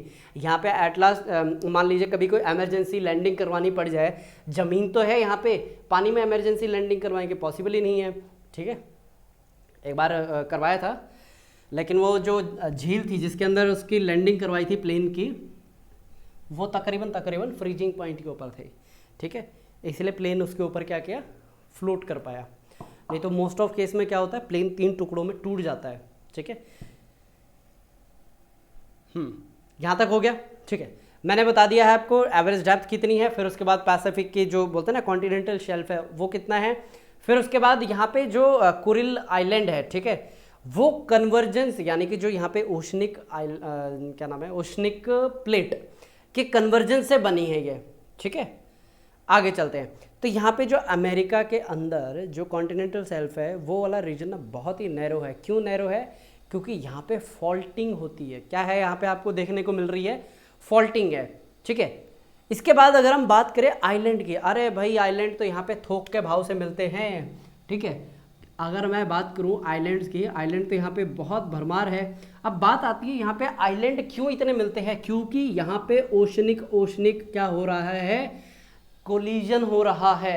उसकी वजह से क्या है, आपको 20,000 से ज़्यादा, ठीक है, 20,000 से ज़्यादा क्या मिलते हैं आपको यहाँ पे, आपको अलग अलग आइलैंड मिलते हैं और उनको आर्कियोपेलागो बोला जाता है। जैसे आपका जापान हो गया, इंडोनेशिया हो गया, ये कन्वर्जेंट प्लेट बाउंड्री का ही नतीजा है, ठीक है। और इसके अंदर अगर आप और जो छोटे छोटे इसके अंदर क्या नाम है आइलैंड है, जैसे कि आपका हवाई हो गया, ठीक है, अभी हमने बनाया था हवाई हो गया, कुक हो गया, फिजी हो गया, टोंगो हो गया, और भी बहुत सारे यहाँ पे हॉटस्पॉट हैं जो एक प्रोसेस के अंदर लगे हुए हैं, जो आइलैंड बनने वाले हैं। ये तो बात हो गई आइलैंड की। अगर मैं यहाँ पे बात करूँ रिज की, किसकी बात करें, अभी बात करते हैं रिज। देखिए अब जो रिज है यहाँ पे, जो यहाँ पे किसकी बात करते हैं, मिड ओशनिक रिज है, एब्सेंट है यहाँ पे, ठीक है। मिड ओशनिक रिज एब्सेंट है क्योंकि यहाँ पे जो मेन वर्क है यहाँ पे सबडक्शन का हो रहा है। कहाँ पे, जो एजिस है, मार्जिन है, वहाँ पे क्या हो रहा है, सबडक्शन का काम आपको देखने को मिलेगा। इसलिए लेकिन इधर आपको ऐसा नहीं है कि रिज कंप्लीटली एब्सेंट है। यहाँ पे मैं मिड ओशनिक रिज की बात कर रहा हूँ, यहाँ पे आपको मिड ओशनिक रिज नहीं मिलेगी, लेकिन यहाँ पे आपको ईस्ट पैसिफिक रिज देखने को जरूर मिलेगी, ठीक है। लेकिन ये स्कैटर्ड मैनर के अंदर मिली है, हर जगह पे इसका अलग अलग नाम है। जैसे कि चिली राइज, ठीक है, नाम से पता चल रहा है किस एरिया के पास है। चिली राइज हो गया, लॉर्ड क्या नाम है, लॉर्ड हावरिज हो गया, ठीक है। तो ये अलग अलग जगह पे इनके अलग अलग नाम है। रिज कंप्लीट होता है यहाँ पे। अगर यहाँ पे हम बात करें ट्रेंचेस की, ट्रेंच पता है कितनी गहरी है, उसके लिए मैं एक डायग्राम आपको बना के देता हूँ कंपैरेटिव, आपको काफ़ी अच्छे से समझ में आएगा। देखिए ट्रेंच बेसिकली क्या होता है, जब दो प्लेटें आके क्या करती हैं, कोलाइड करती हैं। एक ये प्लेट है, ठीक है, एक ये प्लेट है। इसमें से ऑब्वियस ही बात है एक प्लेट नीचे जाएगी, एक ऊपर रहेगी। जो डेंसर प्लेट होगी, ठीक है, डीपी जो होगी, वो क्या करेगी, नीचे जाएगी। जब ये प्लेट कुछ इस तरीके से नीचे जाती है और दूसरी प्लेट इस तरीके से ऊपर रहती है, तो यहाँ पे आप एक चीज़ देखेंगे, इधर क्या बनती है, एक खाई बनती है, उसको क्या बोला जाता है, ट्रेंच। इसी तरीके से यहाँ पे दो ट्रेंच सबसे ज़्यादा प्रोमिनेंट है। एक तो आपकी मिंडारो ट्रेंच और दूसरी है मरियाना ट्रेंच। ये अराउंड 11 किलोमीटर की गहराई है, ठीक है। अगर यहाँ पे माउंट एवरेस्ट को उठा के आप रख दो, फिर भी 3 किलोमीटर जो है ऊपर का जो लेवल है वो बच जाएगा, ठीक है। मतलब कि माउंट एवरेस्ट भी पूरा समा जाएगा इसके अंदर। मतलब ये जो सबसे गहरा है, और जो सबसे गहरा पॉइंट है उसको बोला जाता है चैलेंजर डीप। याद रखिएगा सबसे गहरा पॉइंट कौन सा है, चैलेंजर डीप। यहां तक क्लियर। ट्रेंच ये यहां पे भी है, ठीक है, पेरुचिली ट्रेंच। और ये कौन सी प्लेट पे है, नाजगा प्लेट। ये जो प्लेट है ना पूरी नाजगा प्लेट है, लिख लीजिएगा कहीं पे आप, ठीक है।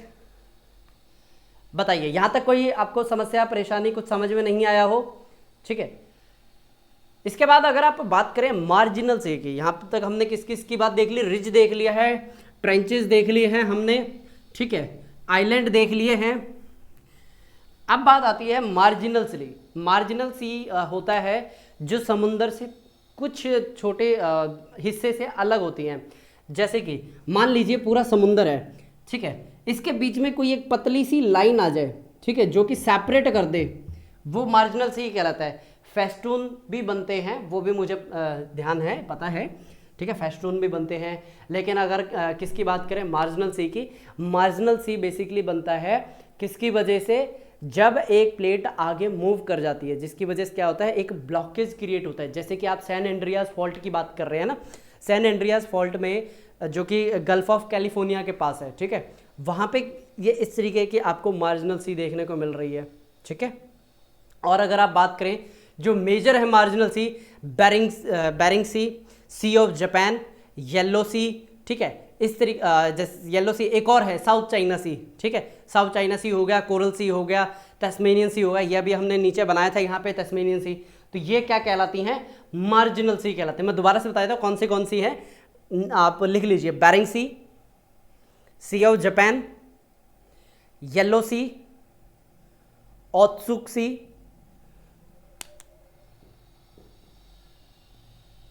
यह जापान के पास है, ठीक है, South China Sea, Coral Sea और तस्मेनियन सी।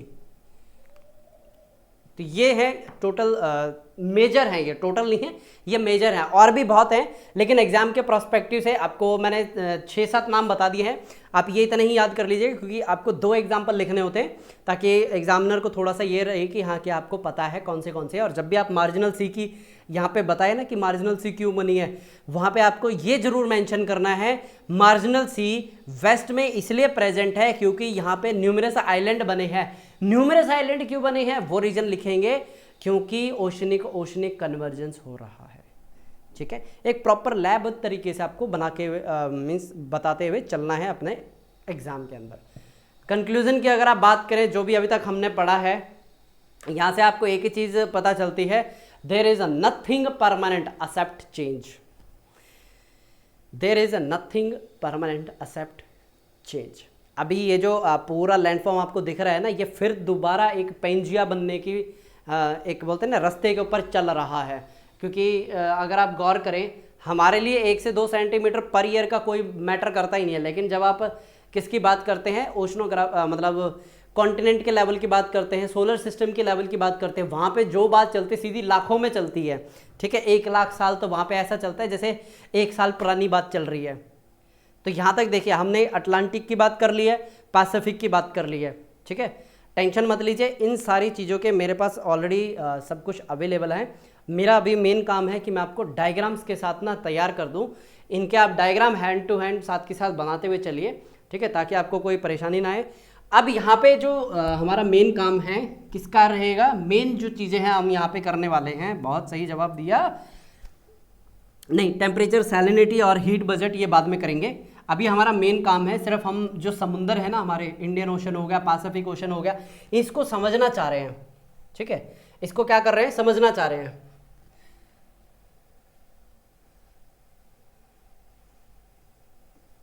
अगला हमारा इंडियन ओशन ही है, टेंशन मत लीजिए, ये सबसे छोटा है, ठीक है, आसान है। इंडियन ओशन टफ कब बनता है, जब हम मॉनसून की बात करते हैं, ठीक है, क्योंकि उसके अंदर सोमाली जेट स्ट्रीम भी आ जाता है पिक्चर के अंदर, फिर उसके बाद एल नीनो ला नीना भी आता है, फिर मैडनजुलन ओसिलेशन भी आ जाता है, फिर इसके अंदर इंडियन डायपोल मूवमेंट भी आता है, जो पॉजिटिव नेगेटिव दोनों तरीके का होता है। किसको पॉजिटिव बोलते हैं, किसको नेगेटिव बोलते हैं, ये समय के साथ आपको पता चल जाएगा। अभी बात कर रहे हैं हम इंडियन ओशन की। रीजन मत लिखिएगा भाई, IOR की आदत है लिखने की। इंडियन ओशन की हम बात करने वाले हैं। तैयार? अब देखिए, इंडियन ओशन क्या है, बहुत ही छोटा है एज कंपेयर टू अटलांटिक और पैसिफिक के मुकाबले, लेकिन ये स्ट्रेटेजिकली और इकोनॉमिकली बहुत इंपॉर्टेंट है, क्योंकि 80% के नियर बाय यहाँ से ऑयल और व्यापार यहाँ से होता है, ठीक है, इंडियन ओशन से। 1 मिनट रुकिए, ठीक है। ऑयल हो गया, इकोनॉमी हो गई, पूरी टोटली डिपेंडेंट किस पे है, जो हमारा इंडियन ओशन है ना, वहाँ से। अब देखिए, जब आप इंडियन ओशन बनाएंगे ना, यहाँ पे आपको अंटार्कटिक बनाना अनिवार्य है। तो क्या करें, हम अपना काम करना स्टार्ट करते हैं। तो हम क्या करेंगे, आज पहले ही इस तरीके से ना एक बॉक्स बना लेंगे, ताकि हमारे को एक आइडिया रहे कि हमारे को कितनी दूर तक अपना हाथ फैलाना है। ठीक है।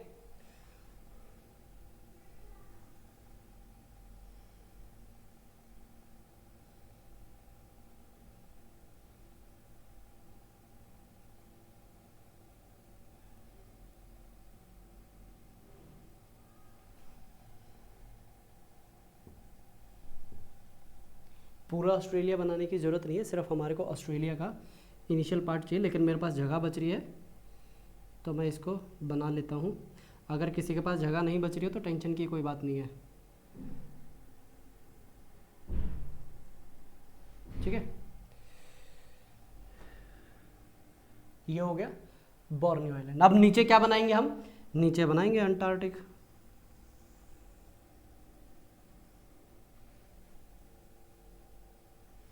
ठीक है, हमारा मेन काम है कॉन्टिनेंटल शेल्फ कहाँ है, कैसी हैं, वो देखना और उसको बनाना। अच्छा, एक और बात बताऊँ, एग्ज़ाम में सवाल कैसे आते हैं वो भी मैं आपको थोड़ी देर में अभी बताऊँगा, ठीक है। ओशनोग्राफी को इतनी अलग अलग किताबें लेके पढ़ने की कोई रिक्वायरमेंट नहीं है, क्योंकि सवाल जिस तरीके के आते हैं हमें उसी तरीके की तैयारी करनी है, ठीक है।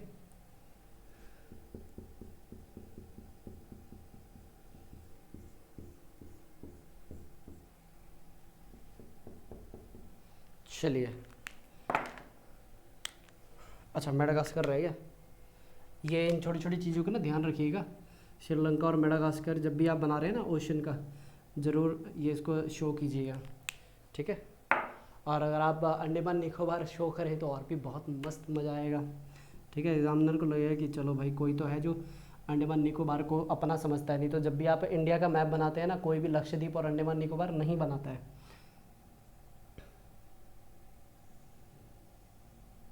ये है एक अलग, जिसको बोलते हैं लक्षद्वीप, ठीक है।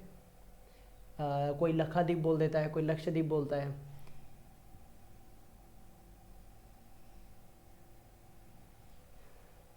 इसके बाद ये जाएगा कहाँ से, जो क्या नाम है उसका, अंडमान निकोबार। अंडमान निकोबार से ये ऊपर तक होता हुआ जाएगा ये, ठीक है। एक पोर्शन ये यहाँ से ऐसे जाएगा और एक पोर्शन इधर से ऐसे होता हुआ जाएगा ये, ठीक है। ये बेसिकली अंडमान निकोबार को टच करता हुआ जाएगा और ये इस तरीके से यहाँ पे ऐसे आ जाएगा।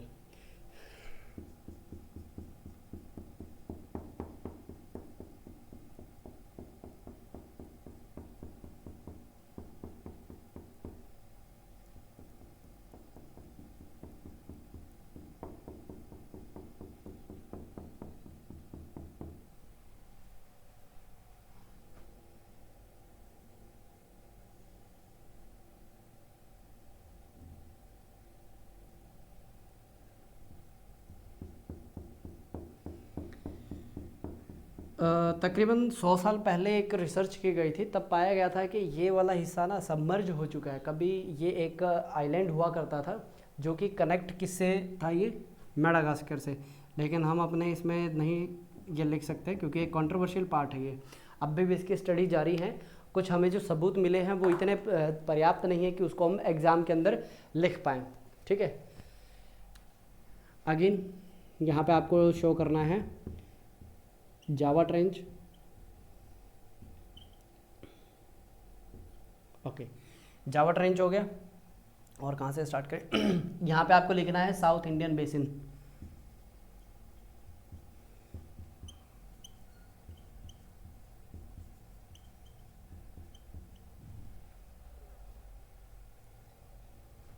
एक मिनट, हाँ ये आ जाएगा आपका अरेबियन बेसिन।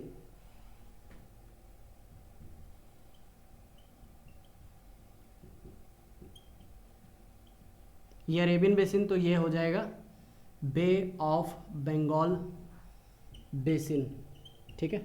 शॉर्ट फॉर्म में चाहे तो आप इसको बॉब भी लिख सकते हैं, बस हाँ पता होना चाहिए कि इसका बॉब का जो हमने लिखा है शॉर्ट फॉर्म, ये बॉब है, ये है क्या। एग्ज़ाम में मत लिखना, ठीक है, ये मैं अभी के लिए बता रहा हूँ, ठीक है। पहले आप इतना लिख लीजिए। कौन सा लक्षद्वीप? ये यहाँ पे है। कोई मैंने बताया था ना लक्षद्वीप बोलता है, कोई लक्षद्वीप भी बोलता है।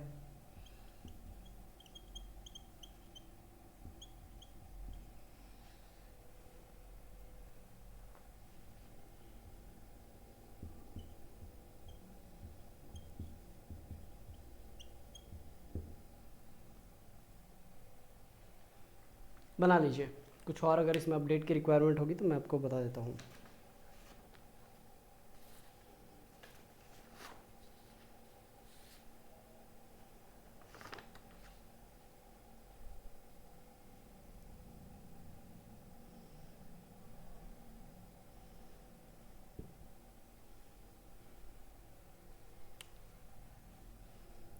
यहाँ पे मैं लिख रहा हूँ 1 और इधर मैं लिख रहा हूँ 2, ठीक है। यहाँ पे मैं लिख रहा हूँ जो ये 1 है ये क्या है, Saint Paul ridge, Saint Paul ridge, और जो 2 है वो है सेंट पॉल प्लेट्यू, ठीक है। बस यही 2 चीज़ें मिसिंग थी, बाकी सारा मैंने करवा दिया था आपको। बना लीजिए अब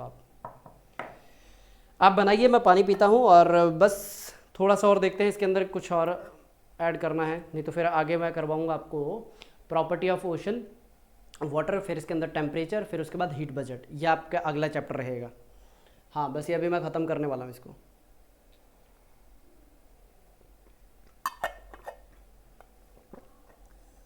चलिए बना लिया आपने,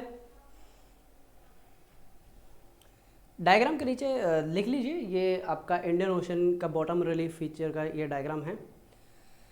देखिए जब आप बात करते हैं किसकी, इंडियन ओशन की बात करते हैं, इंडियन ओशन के अंदर क्या क्या चीज़ें आती हैं, अफ्रीका रेलिम आता है, फिर उसके बाद इस्लामिक रेलिम आता है। इस्लामिक मतलब जहाँ पे भी हम ये वर्ड यूज़ करते हैं, यानी कि जहाँ पे भी इस्लामिक कंट्री है, यानी कि आपका ईरान वाला आ जाता है, और आपका यहाँ पे क्या नाम है, मिडल ईस्ट जितना भी है वो पूरा आ जाता है, ठीक है। इसके बाद अगर यहाँ पे मैं बात करूँ किसकी, कॉन्टिनेंटल शेल्फ की, कॉन्टिनेंटल शेल्फ है कितना, 4.8%, कितना है 4.8%, अरेबियन सी से लेकर के बे ऑफ बंगाल तक, जो कि है एक्सट्रीमली नैरो। एक्सट्रीमली नैरो क्यों है, क्योंकि जो आपका वेस्टर्न घाट है, यहाँ पे मैंने ज़्यादा अच्छा गलती कर दी मैंने, यहाँ पे ये जो वेस्टर्न घाट पे ना आपको थोड़ा सा इसको टेपर करना है, ठीक है, वेस्टर्न घाट पे थोड़ा सा टेपर करना है, और इधर थोड़ा सा आप चाहें इसको ब्रॉड बना सकते हैं। क्यों आपको टेपर करना है यहाँ पे, क्योंकि यहाँ पे एक जो हिस्सा है वो नीचे झुका हुआ है, और यहाँ पे एक्सट्रीमली नैरो क्यों है, क्योंकि ईस्ट में आपकी कन्वर्जेंट प्लेट बाउंड्री है, ठीक है। अरेबियन सी ये हो गया, ये वाला पूरा पार्ट है अरेबियन सी का, ये वाला है बे ऑफ बंगाल का, और ये एक्सट्रीमली नैरो क्यों है, क्योंकि कन्वर्जेंट टाइप ऑफ यहाँ पे बाउंड्री है। ये हो गया कॉन्टिनेंटल शेल्फ खत्म। यहाँ पे आप परसेंटेज जरूर याद रखिएगा, 4.8% है। और यहाँ पे अगर मैं बात करूँ किसकी, मिड ओशनिक रिज की, मिड ओशनिक रिज जैसा हम यहाँ पे बात कर रहे थे अटलांटिक की, अटलांटिक में हमने देखा था ना, जब यहाँ पे चैलेंजर राइज जहाँ लिखा था वो आगे बढ़ता जा रहा था, चैलेंजर राइज, चैलेंजर राइज से ये जो नीचे वाला पोर्शन है ये आप देख रहे हैं, ये वाला पोर्शन ये आगे तो कंटिन्यू आ रहा है, प्लस में ये वाला भी कुछ पोर्शन है वहाँ से है, ठीक है। तो एक मिनट रुकिए, सेंट पॉल बता दिया, हाँ ठीक है। तो यहाँ पे देखिए मैंने क्या बताया था कि जो यहाँ पे अटलांटिक ओशन से आगे बढ़ता हुआ आप देख रहे हैं, इसके अंदर और कौन से है जो कि कंसिस्टेंटली यहाँ पे आपको बढ़ता हुआ दिखेगा, कन्याकुमारी, ठीक है। और अगर साउथ में थोड़ा सा इसको एक्सटेंड करेंगे, साउथ में आपको सेंट पॉल प्लेट्यू तक आपको बढ़ता हुआ दिखाई देगा, ये वाला इससे बात कर रहा हूँ। यह हमारा कौन सा हो गया, कन्याकुमारी पॉइंट, ठीक है। यहाँ से ये आपका कौन सा हो गया, अटलांटिक, अटलांटिक के बढ़ता है ये यहाँ पे, फिर इधर से कनेक्ट होता हुआ सेंट पॉल, ठीक है, बताया मैंने आपको सेंट पॉल रिज, ये आपका आगे किससे कनेक्टेड है, सेंट पॉल प्लेट्यू के साथ, ठीक है। और बताइए क्या है, और कौन सा नहीं आया, बे ऑफ बंगाल का, जो बे ऑफ बंगाल की जो ब्रांच है उसको 90 डिग्री ईस्ट रिज भी बोला जाता है। क्या बोला जाता है, 90 डिग्री ईस्ट रिज। और ये किसके माउथ के ऊपर है, इरावदी रिवर, ये वहाँ से आती है म्यांमार से कि बांग्लादेश से, सर्च करके बताइए मुझे, ठीक है, नीचे कमेंट में आंसर बताइए कौन सी रिवर कहाँ से आती है, म्यांमार से आती है या फिर कहाँ से आती है, क्योंकि अभी रिसेंटली न्यूज़ में भी था ये पूरा एरिया, इसलिए मैं आपसे पूछ रहा हूँ। उसके बाद ट्रेंच, यहाँ पे एक है जावा ट्रेंच जो कि 7000 मीटर की गहराई में है, और ये डीपेस्ट ट्रेंच है। और जितनी ट्रेंच है जैसे मॉरिशस के नियर बाय हो गए ट्रेंच, और भी ट्रेंचेज हैं, लेकिन जो मेन जब भी हम बात करते हैं वो है कौन सी, जावा ट्रेंच।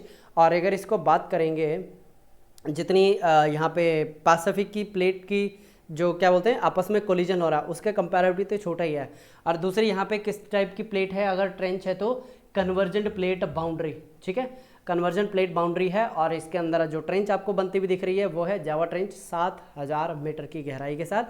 बेसिन की अगर हम बात करें, इसके अंदर बहुत सारे ऐसे ऐसे बेसिन हैं, जैसे आपका पर्शियन बेसिन हो गया, अरेबियन बेसिन हो गया, ओमान बेसिन, अरे यहाँ से स्टार्ट हो जाता है ये सारा, ठीक है। पर्शियन बेसिन हो गया, फिर उसके बाद अरेबियन बेसिन हो गया, फिर ओमान बेसिन, फिर यहाँ पे अगर थोड़ा सा इस तरफ चले जाएंगे मेडागास्कर, अरे मेडागास्कर यहाँ पे आ गया, मेडागास्कर बेसिन हो गया, फिर इस तरफ बंगाल बेसिन आ गया, ये वाला, ये बंगाल बेसिन आ गया आपका। और इसके अंदर जो मार्जिनल सी हैं वो भी आपको कुछ जगह पे देखने को मिल रही हैं। कुछ जो हिस्सा है गोंडवाना लैंड का वो भी अभी तक अपने जो रॉक हैं वो अपने पास, जैसे बोलते हैं ना बहुत ज़्यादा टफ रॉक है तो रेजिस्टेंट रॉक है।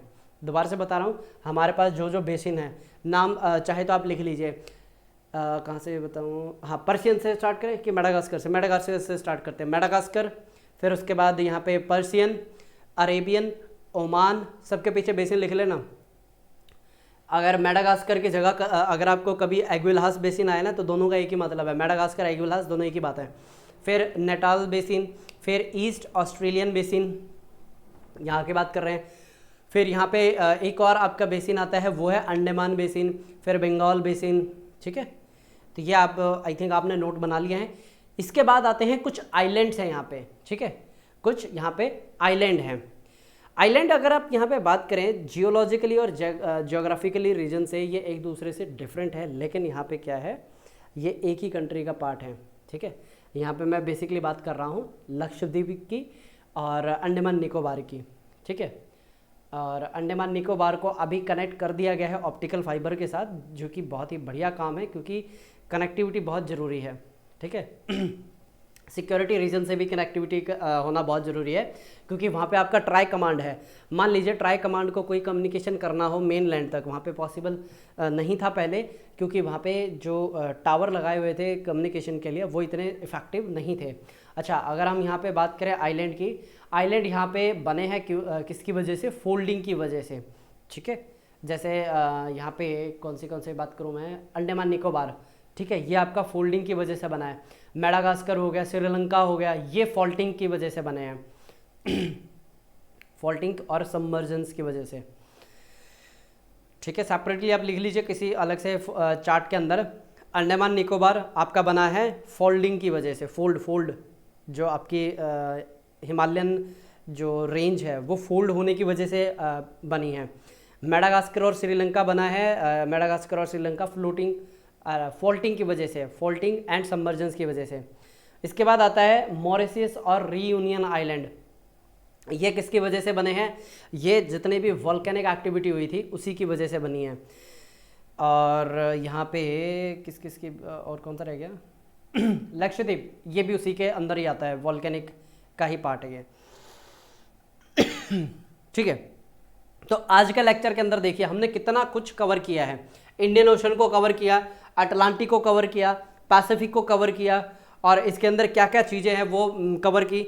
अच्छा, अगर आपको ऐसा लग रहा है ना कि ये लेक्चर मैंने सिर्फ बोला है और कुछ नहीं किया, तो चलिए इसके अंदर मैं क्या करता हूँ, मुझे आप 2 मिनट का टाइम दीजिए। हाँ, यहाँ पे देखिए अभी तक मैंने वो ऐड नहीं किया ना, तो मुझे आप बस थोड़ी देर का टाइम दीजिए, मैं ये सारी चीज़ें क्या करता हूँ आपको विद डायग्राम में शो कर देता हूँ। तो देखिए आपको अभी मेरे बैकग्राउंड में क्या दिख रहा है, कॉन्टिनेंटल शेल्फ के बारे में दिख रहा है। आप यहाँ पे क्या करेंगे, अब इसको पॉज करेंगे, मैं अपने आप को कर लेता हूँ गायब यहाँ से, ठीक है। अब आप क्या करेंगे, इसको स्क्रीनशॉट ले लीजिए, एक एक पॉइंट के थोड़ा ध्यान से आप देखते जाइए और लिखते जाइए, इसके नोट्स बनाते जाइए। फिर उसके बाद जो कॉन्टिनेंटल शेल्फ होती है उसकी डेफिनेशन क्या है यहाँ पे आपको प्रोवाइड की गई है, ठीक है। अगेन जो कॉन्टिनेंटल शेल्फ है यहाँ पे मैंने आपको दी है, इसकी इकोनॉमिक इंपॉर्टेंस क्या है एक बार आप यहाँ पे देख लीजिए। जो यहाँ पे मैंने मॉर्निंग के अंदर जो लेक्चर रिकॉर्ड करके आपको प्रोवाइड किया है उसके अंदर ये सारी चीज़ें हैं, ठीक है, मैंने शॉर्ट फॉर्म में आपको करवा दी थी, ठीक है। तो ये हो गई आपकी कॉन्टिनेंटल शेल्फ के बारे में। और अगर आप थोड़ा सा और डिटेल में देखें कॉन्टिनेंटल शेल्फ के लिए मैंने एक और थोड़ा यहाँ पे आपको डिफरेंट डायग्राम प्रोवाइड किया है। इसके अंदर इसकी टाइप अगर देखेंगे कॉन्टिनेंटल शेल्फ के इनर, मिड और आउटर, इतनी गहराई में हमें जाने की ज़रूरत नहीं है, ठीक है। लोकेशन कहाँ होती है ये एक बार आप देख लीजिए, ऑलरेडी मैंने आपको डायग्राम के थ्रू आपको प्रोवाइड कर दिया है। जो सेल्फ होता है उसको थोड़ा सा अगर आप थोड़ा सा डिवाइड करके देखेंगे तो इसमें कॉन्टिनेंटल स्लोप, राइज और ये सारी चीज़ें आपको दिखाई देंगी। बनती कैसी हैं बता दिया था आपको, 4 मेजर रीजन है जिसकी वजह से बनती हैं, ठीक है। ये आपके लिए क्रॉस सेक्शनल डायग्राम है ताकि आप इन चीज़ों को थोड़ा सा अच्छे से देख पाएँ। गहराई कितनी है, विड्थ कितनी है, इसके बारे में ऑलरेडी बात हो चुकी है। टेम्परेचर यह भी मैं आपको अलग से एक टॉपिक करवाऊँगा, टेम्परेचर उसके अंदर कवर कर दिया जाएगा, ठीक है, ओके। इसके बाद आपके आते हैं कॉन्टिनेंटल मार्जिन, इसको आप एक बार सेल्फ स्टडी कर लीजिएगा, कहीं पे अगर मुझे रिक्वायर्ड रहा तो मैं आपको वहाँ पे दोबारा से बता दूंगा ये। नेक्स्ट आता है आपका टाइप ऑफ कॉन्टिनेंटल मार्जिन, इसमें आती है पैसिव कॉन्टिनेंटल मार्जिन और एक्टिव कॉन्टिनेंटल मार्जिन। एक्टिव वो होती है जो कि नैरो हो, स्टीप हो, ठीक है। पैसिव होती है वाइड और शैलो, ठीक है, नाम से इनका डिफाइंड है। कॉन्टिनेंटल राइज क्या होता है, ये आने वाले कुछ पॉइंट्स हैं, ये मैं अभी आपको दिखा रहा हूँ जो हम क्या करने वाले हैं, डिस्कस करेंगे। वैसे भी मैंने आपको राइज वैसे बता ही दिया था, राइज होता है थोड़ा सा उभार होता है जहाँ पे कुछ जो सेडिमेंट है वो रोल आउट होके वहाँ पे आके डिपॉजिट होना स्टार्ट हो जाते हैं, ठीक है। ये इस डायग्राम में आपको दिखाई भी दे रहा है कहाँ पे कॉन्टिनेंटल राइज है, ठीक है। आगे देखिए इनकी इंपॉर्टेंस क्या है, इंपॉर्टेंस आपको मैंने ऑलरेडी बता दी है प्लांट लाइफ के बारे में। इसके अंदर जो कॉन्टिनेंटल स्लोप होती है, स्लोप पे तो होता नहीं कुछ भी, जो कॉन्टिनेंटल शेल्फ होती है वहाँ पे आपको 200 मीटर की गहराई तक मैक्सिमम वहाँ पे क्या होती है लाइफ आपको देखने को मिलेगी, क्योंकि जो लाइफ का जो लाइट है उसका पेनिट्रेशन भी मैक्सिमम वहीं तक आपको देखने को मिलेगा। उस 200 के अंदर भी जो सबसे ऊपर का जो 50 मीटर का जो पोर्शन होता है ना, वहाँ पे सबसे ज़्यादा आपको क्या देखने को मिलेगा, लाइट का पेनिट्रेशन देखने को मिलता है। यहाँ पे फूड चेन और एनिमल लाइफ को ये क्या करता है, प्रॉपर सपोर्ट प्रोवाइड करते हैं कॉन्टिनेंटल शेल्फ। अगर इकोनॉमिक इंपॉर्टेंस की बात करें, ये आपको मेटेलिक नोड्यूल्स और ये प्रोवाइड करती हैं, फिशरमैन को उसकी लाइवलीहुड प्रोवाइड करती है, प्लस में इको टूरिज्म भी आपको प्रोवाइड करती है। आपको मिनरल्स मिलते हैं वो बात तो अलग है। ये मैंने आपको लास्ट में क्या शो कर दिया है कॉन्टिनेंटल शेल्फ के, दोबारा से आप यहाँ पे इसको समअप करके देख लीजिएगा। अब मैं आपको दिखाने वाला हूँ जो अभी हमने बात की है ना, अटलांटिक, इंडियन पैसिफिक, ये सारी आपको के फॉर्मेट में यहाँ पे आपको देने वाला हूँ। तो यहाँ पे मैंने आपको क्या प्रोवाइड किया है, जो अभी हमने ओशन बॉटम रिलीफ पढ़ा था उसके बारे में मैंने आपको करवाया है। एक बार आप इसको क्या करेंगे ध्यान से देखिए। इसके अंदर देखिए हमने क्या क्या चीज़ें कवर की हैं, वो सारी चीज़ें मैंने यहाँ पे लिख दी है। Continental shelf, slope, deep, rise, और इसके साथ मैंने ये तो सारा मैंने आपको ऑलरेडी बता ही दिया है, ये भी मैंने बता दिया है सेल्फ के बारे में, और ये भी मैं आपको शो कर चुका हूँ स्लोप के बारे में, ओरिजिन के बारे में। हाँ, सबमरीन कैनियन से हमने स्टार्ट किया था, तो ये सबमरीन कैनियन क्या है इसके बारे में थोड़ी सी और डिटेल यहाँ पे मैंने प्रोवाइड कर दी है। जैसे कॉन्गो जो आपकी रिवर है, ठीक है, वहाँ पे आपको कैनियन मिलती है, ये आप एक बार अपनी सेल्फ स्टडी कर लीजिएगा। उसके बाद आते हैं आपके डीप बेसिन और इसके एसोसिएट फीचर क्या है, जैसे एबिसल प्लेन हो गया, ठीक है, एबिसल हिल हो गए, सी गॉट्स, ये सारे इसके अंदर एडेड होते हैं। तो यहाँ पे स्टेप बाय स्टेप मैंने आपको प्रोवाइड किया है। जैसे एबिसल प्लेन, ये आपका 3000 से लेकर के 6000 मीटर की गहराई तक आपको देखने को मिलेगा, और इसकी स्लोप कितना होता है, 0.5 डिग्री से स्टार्ट होता है ये, ठीक है। नेक्स्ट आता है फिर आपका सबमरीन एबिसल, ठीक है, ये एक बार देख लीजिए, सेल्फ स्टडी कर लीजिए, ऑलरेडी मैं ये आपको अच्छे से एक्सप्लेन कर चुका हूँ। नेक्स्ट अगर आप बात करें यहाँ पे, नेक्स्ट में आपको देखने को मिलेगा जो डीप ट्रेंचेज होती हैं, और आज हमने देखे कितनी सारी ट्रेंच बनाई है कि नहीं बनाई है, उनकी देखिए लिस्टिंग भी, जो अभी मैं आपको एक और यहाँ पे स्लाइड शो करने वाला हूँ, 3 स्लाइडें, मतलब 3 अलग अलग आपको मैं टॉपिक पे दिखाने वाला हूँ, तो देखते जाइएगा। इसमें जितने भी यहाँ पे ट्रेंचेज हैं उनके नाम प्रोवाइड कर दें, जैसे मरियाना ट्रेंच हो गया, टोंगो ट्रेंच हो गया, ठीक है, कुरिल हो गया, फिलिपिन ट्रेंच हो गया, और यहाँ पे जापान ट्रेंच हो गया, और बहुत सी ट्रेंचेज हैं, ठीक है। जो यहाँ पे मैंने आपको आपके डायग्राम में बनाई है वो इंपॉर्टेंट है, वो मैंने आपको बता दी है। मिड ओशनिक रिज कहाँ है, कैसे बनती है, ये आपको दिखा दिया है, ठीक है। एक कंटिन्यूस जो पार्ट है वो 65,000 किलोमीटर का है, ठीक है, माइल में कन्वर्ट करेंगे तो 40,000 के अप्रॉक्स जाएगा, अप्रॉक्स के उससे ऊपर ही जाता है। इसके बाद आता है आइलैंडिक आर्क, ठीक है। आइलैंडिक आर्क कैसे बनती हैं, टापू कैसे बनते हैं, ये इस पिक्चर को देख के आप अच्छे समझ जाएंगे, और डिटेल आपको ऑलरेडी प्रोवाइड कर दिए ताकि आप चीज़ों को और अच्छे से समझ पाएँ, ठीक है। तो यहाँ पे क्या ख़त्म होता है, जो ओशन बॉटम रिलीफ है वो यहाँ पे होता है ख़त्म। इसके बाद अभी मैं यहाँ पे क्या शो करने वाला हूँ, अटलांटिक, पैसिफिक और इंडियन ओशन से रिलेटेड जितने भी यहाँ पे हमने क्या किए हैं, टॉपिक कवर किए हैं, वो सारे मैं यहाँ पे शो कर देता हूँ आपको। सो यहाँ पे आप देख रहे हैं ओशन बेसिन यहाँ पे मैंने एक डायग्राम बनाया है। एक एक चीज़ को मैंने क्या बहुत ही बारीकी से इसके अंदर क्या किया है, मार्क किया है। एक मिनट रुकिए, मैं फिर दोबारा गायब हो जाऊँ या ऊपर पहुँच जाऊँ, मतलब स्क्रीन में। ठीक है, तो यहाँ पे आपको क्या देखने को मिल रहा है, oceanic ridge, sediment, continental self, crust, granitic है, किस तरीके की है। ये आपको एक बहुत ही ब्यूटीफुल और बेहतरीन डायग्राम मैंने यहाँ पे आपको बना के दिया है, शो किया है।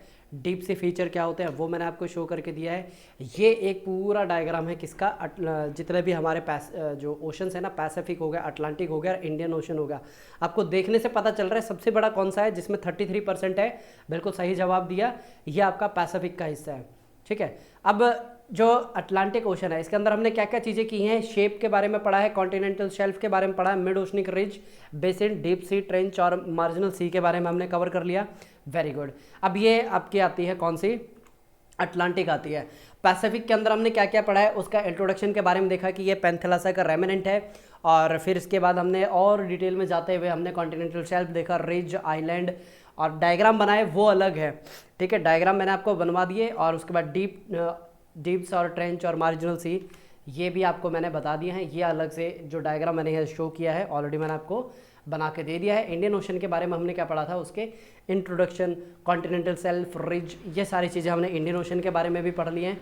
ये एक अलग से पूरा एक डायग्राम मैंने आपको शो कर दिया है इंडियन ओशन के रिगार्डिंग। ठीक है, अब ऐसा नहीं है कि ये मैंने बनाया है, ये आपको गूगल पे भी सर्च करके मिल जाएगा। और अगला जो लेक्चर रहेगा ना, मैं जो फिजिकल ज्योग्राफी जिसको मैं रेफ़र कर रहा हूँ, जिसके अंदर ओशनोग्राफी दी गई है, मैं उसी से ही आपको पढ़ा रहा हूँ। ठीक है, और कुछ इसके अंदर, हाँ मैंने आपको ये बोला था कि भाई प्रीवियस ईयर के सवाल कैसे आए, क्वेश्चंस कैसे आए, वो भी मैं भी आपसे डिस्कस कर लेता हूँ। ये हमारे क्या रहेंगे, नेक्स्ट टॉपिक रहेंगे, जिसके अंदर हम टेम्परेचर, सैलिनिटी और दूसरा कौन सा है भाई, डेंसिटीज़ के बारे में बात करने वाले हैं। ठीक है, तो आज का जो लेक्चर है, जो मुझे यहाँ पे मेजरली पोर्शन यहाँ पे शो करना था, वो होता है यहाँ पे ख़त्म। तो अभी एक जो पॉइंट है वो मैं आपको शो यहाँ पे बताना है। कहाँ गई भाई मेरी प्रीवियस ईयर के क्वेश्चंस की बुक, ये रही, यहीं पे रखी है, ज़्यादा दूर नहीं रखी है। ठीक है, मुझे लगा ढूंढना पड़ेगा। तो यहाँ पे देखिए, अगर आप जो ओशनोग्राफी है, हमने जियोमॉर्फो के अंदर क्या देखा था, बहुत सारे यहाँ पे सवाल देखे, किस तरीके के क्वेश्चंस आते हैं। देखिए सबसे ज़्यादा ना बच्चों के अंदर फियर ये रहता है कि मेरा जो फ्रेंड है वो किताब रेफर कर रहा है, उसके अंदर तो इतनी अच्छी अच्छी चीज़ें लिखी है। तो बेटा यहाँ पे ना आप ना अपने मन को ये समझाइएगा कि आपको मैक्सिमम कितने शब्द लिखने हैं, 150 से 250 वर्ड लिखने हैं। अब एक बात बताइए, जो किताब और जो कंटेंट यहाँ पे मैं आपको पढ़ा रहा हूँ, अगर आप सिर्फ उतना ही लिख देंगे ना, वो भी आपको 500 कंटेंट से 500 वर्ड से ज़्यादा हो जाएगा। तो आप क्यों इतना पीछे भाग रहे हैं, इतना पढ़ें कि आप उसको क्या कर पाएँ, रिवाइज कर पाएँ। अरे भाई कोई अगर चीज़ रिवाइज नहीं होती ना, रिकॉल नहीं होती। इसलिए मैं हर लेक्चर के एंड में क्या बोलता हूँ, रीड, रिपीट, रिवाइज बहुत ज़रूरी है, तभी आप उसको क्या कर पाएंगे, ब्रेन के अंदर रिटेन कर पाएंगे। चीज़ अगर दिमाग में रिटेन नहीं हुई, रिवाइज नहीं होती है, मतलब रिकॉल नहीं होती है सही टाइम पे। अब देखिए ओशनोग्राफी के अंदर अभी तक हमने जो पढ़ा है, क्वेश्चन नंबर 10 देखिए, पेज नंबर 13 के ऊपर। मैं ये वाली जो बुक है इसको रेफ़र कर रहा हूँ, विशाल पब्लिकेशन की। इसके अंदर देखिए सवाल है, क्वेश्चन नंबर 10 है, 96 के अंदर पूछा गया है, explain the elicit ocean floor topography and give the detail account of mid oceanic ridge. ठीक है, जिसके बारे में हम ऑलरेडी बात कर चुके हैं। एक आता है draw a hypsographic curve to present major, जो यहाँ पे फिजियोग्राफिक यूनिट है ना ओशन की, उसके बारे में। ठीक है, अभी हम रिसेंट के एग्जांपल देखें, रिसेंट के क्वेश्चंस देखें। क्वेश्चन नंबर 33 आप देखिए, offshore acoustic study help the development of concept of sea floor spreading.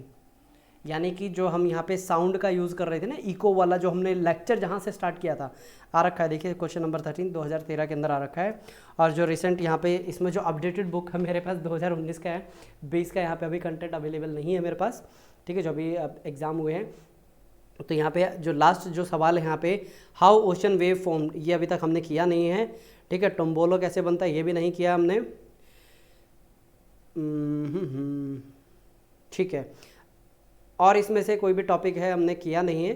जैसे जैसे टॉपिक हम करते जाएंगे मैं आपको बताता जाऊंगा। एक अगर आप देखें क्वेश्चन नंबर 27 जो आया था 2010 के अंदर, सवाल क्या है, explain the systematically sound method of bathymetry and give an account of bottom topography of Atlantic Ocean. समझ में आ गया सवाल किस तरीके का आता है? अरे भाई ज़्यादा कॉम्प्लिकेटेड नहीं आते, सिंपल से सवाल आते हैं, ठीक है। आज ये क्या है, थोड़ा सा लाइटिंग का ना थोड़ा ज़्यादा इसके अंदर इंप्रूवमेंट किया। जैसे मैं फेस ऊपर करता हूँ ना, ये सामने वाली लाइट मेरे इधर ये रिफ्लेक्शन दिखती है ना चश्मे के अंदर, कोई नहीं, देखते इसका भी कोई सोल्यूशन है। लाइट थोड़ी अगर ऊपर करने से सोल्यूशन मिल जाए तो करेंगे उसको भी। तो देखिए अभी तक हमने बहुत सारी चीज़ें कवर की हैं, बहुत सारे टॉपिक है वो कवर कर लिए। लेक्चर आपका हो चुका है 1 घंटे 41 मिनट का। अब आपको क्या करना है, लेक्चर हो चुका है ख़त्म, रीड रिपीट रिवाइज और सुबह उठते रिकॉल जरूर कीजिएगा। अब मुझे ये बताइए कितने बच्चों ने अपनी मॉर्निंग जो हैबिट है वो डेवलप करनी स्टार्ट कर दिया, क्योंकि जो आपका प्रीलिम्स का एग्जाम है भाई 100 दिन से कम ही बचा है। अभी 28 तारीख आज हो चुकी है, ठीक है।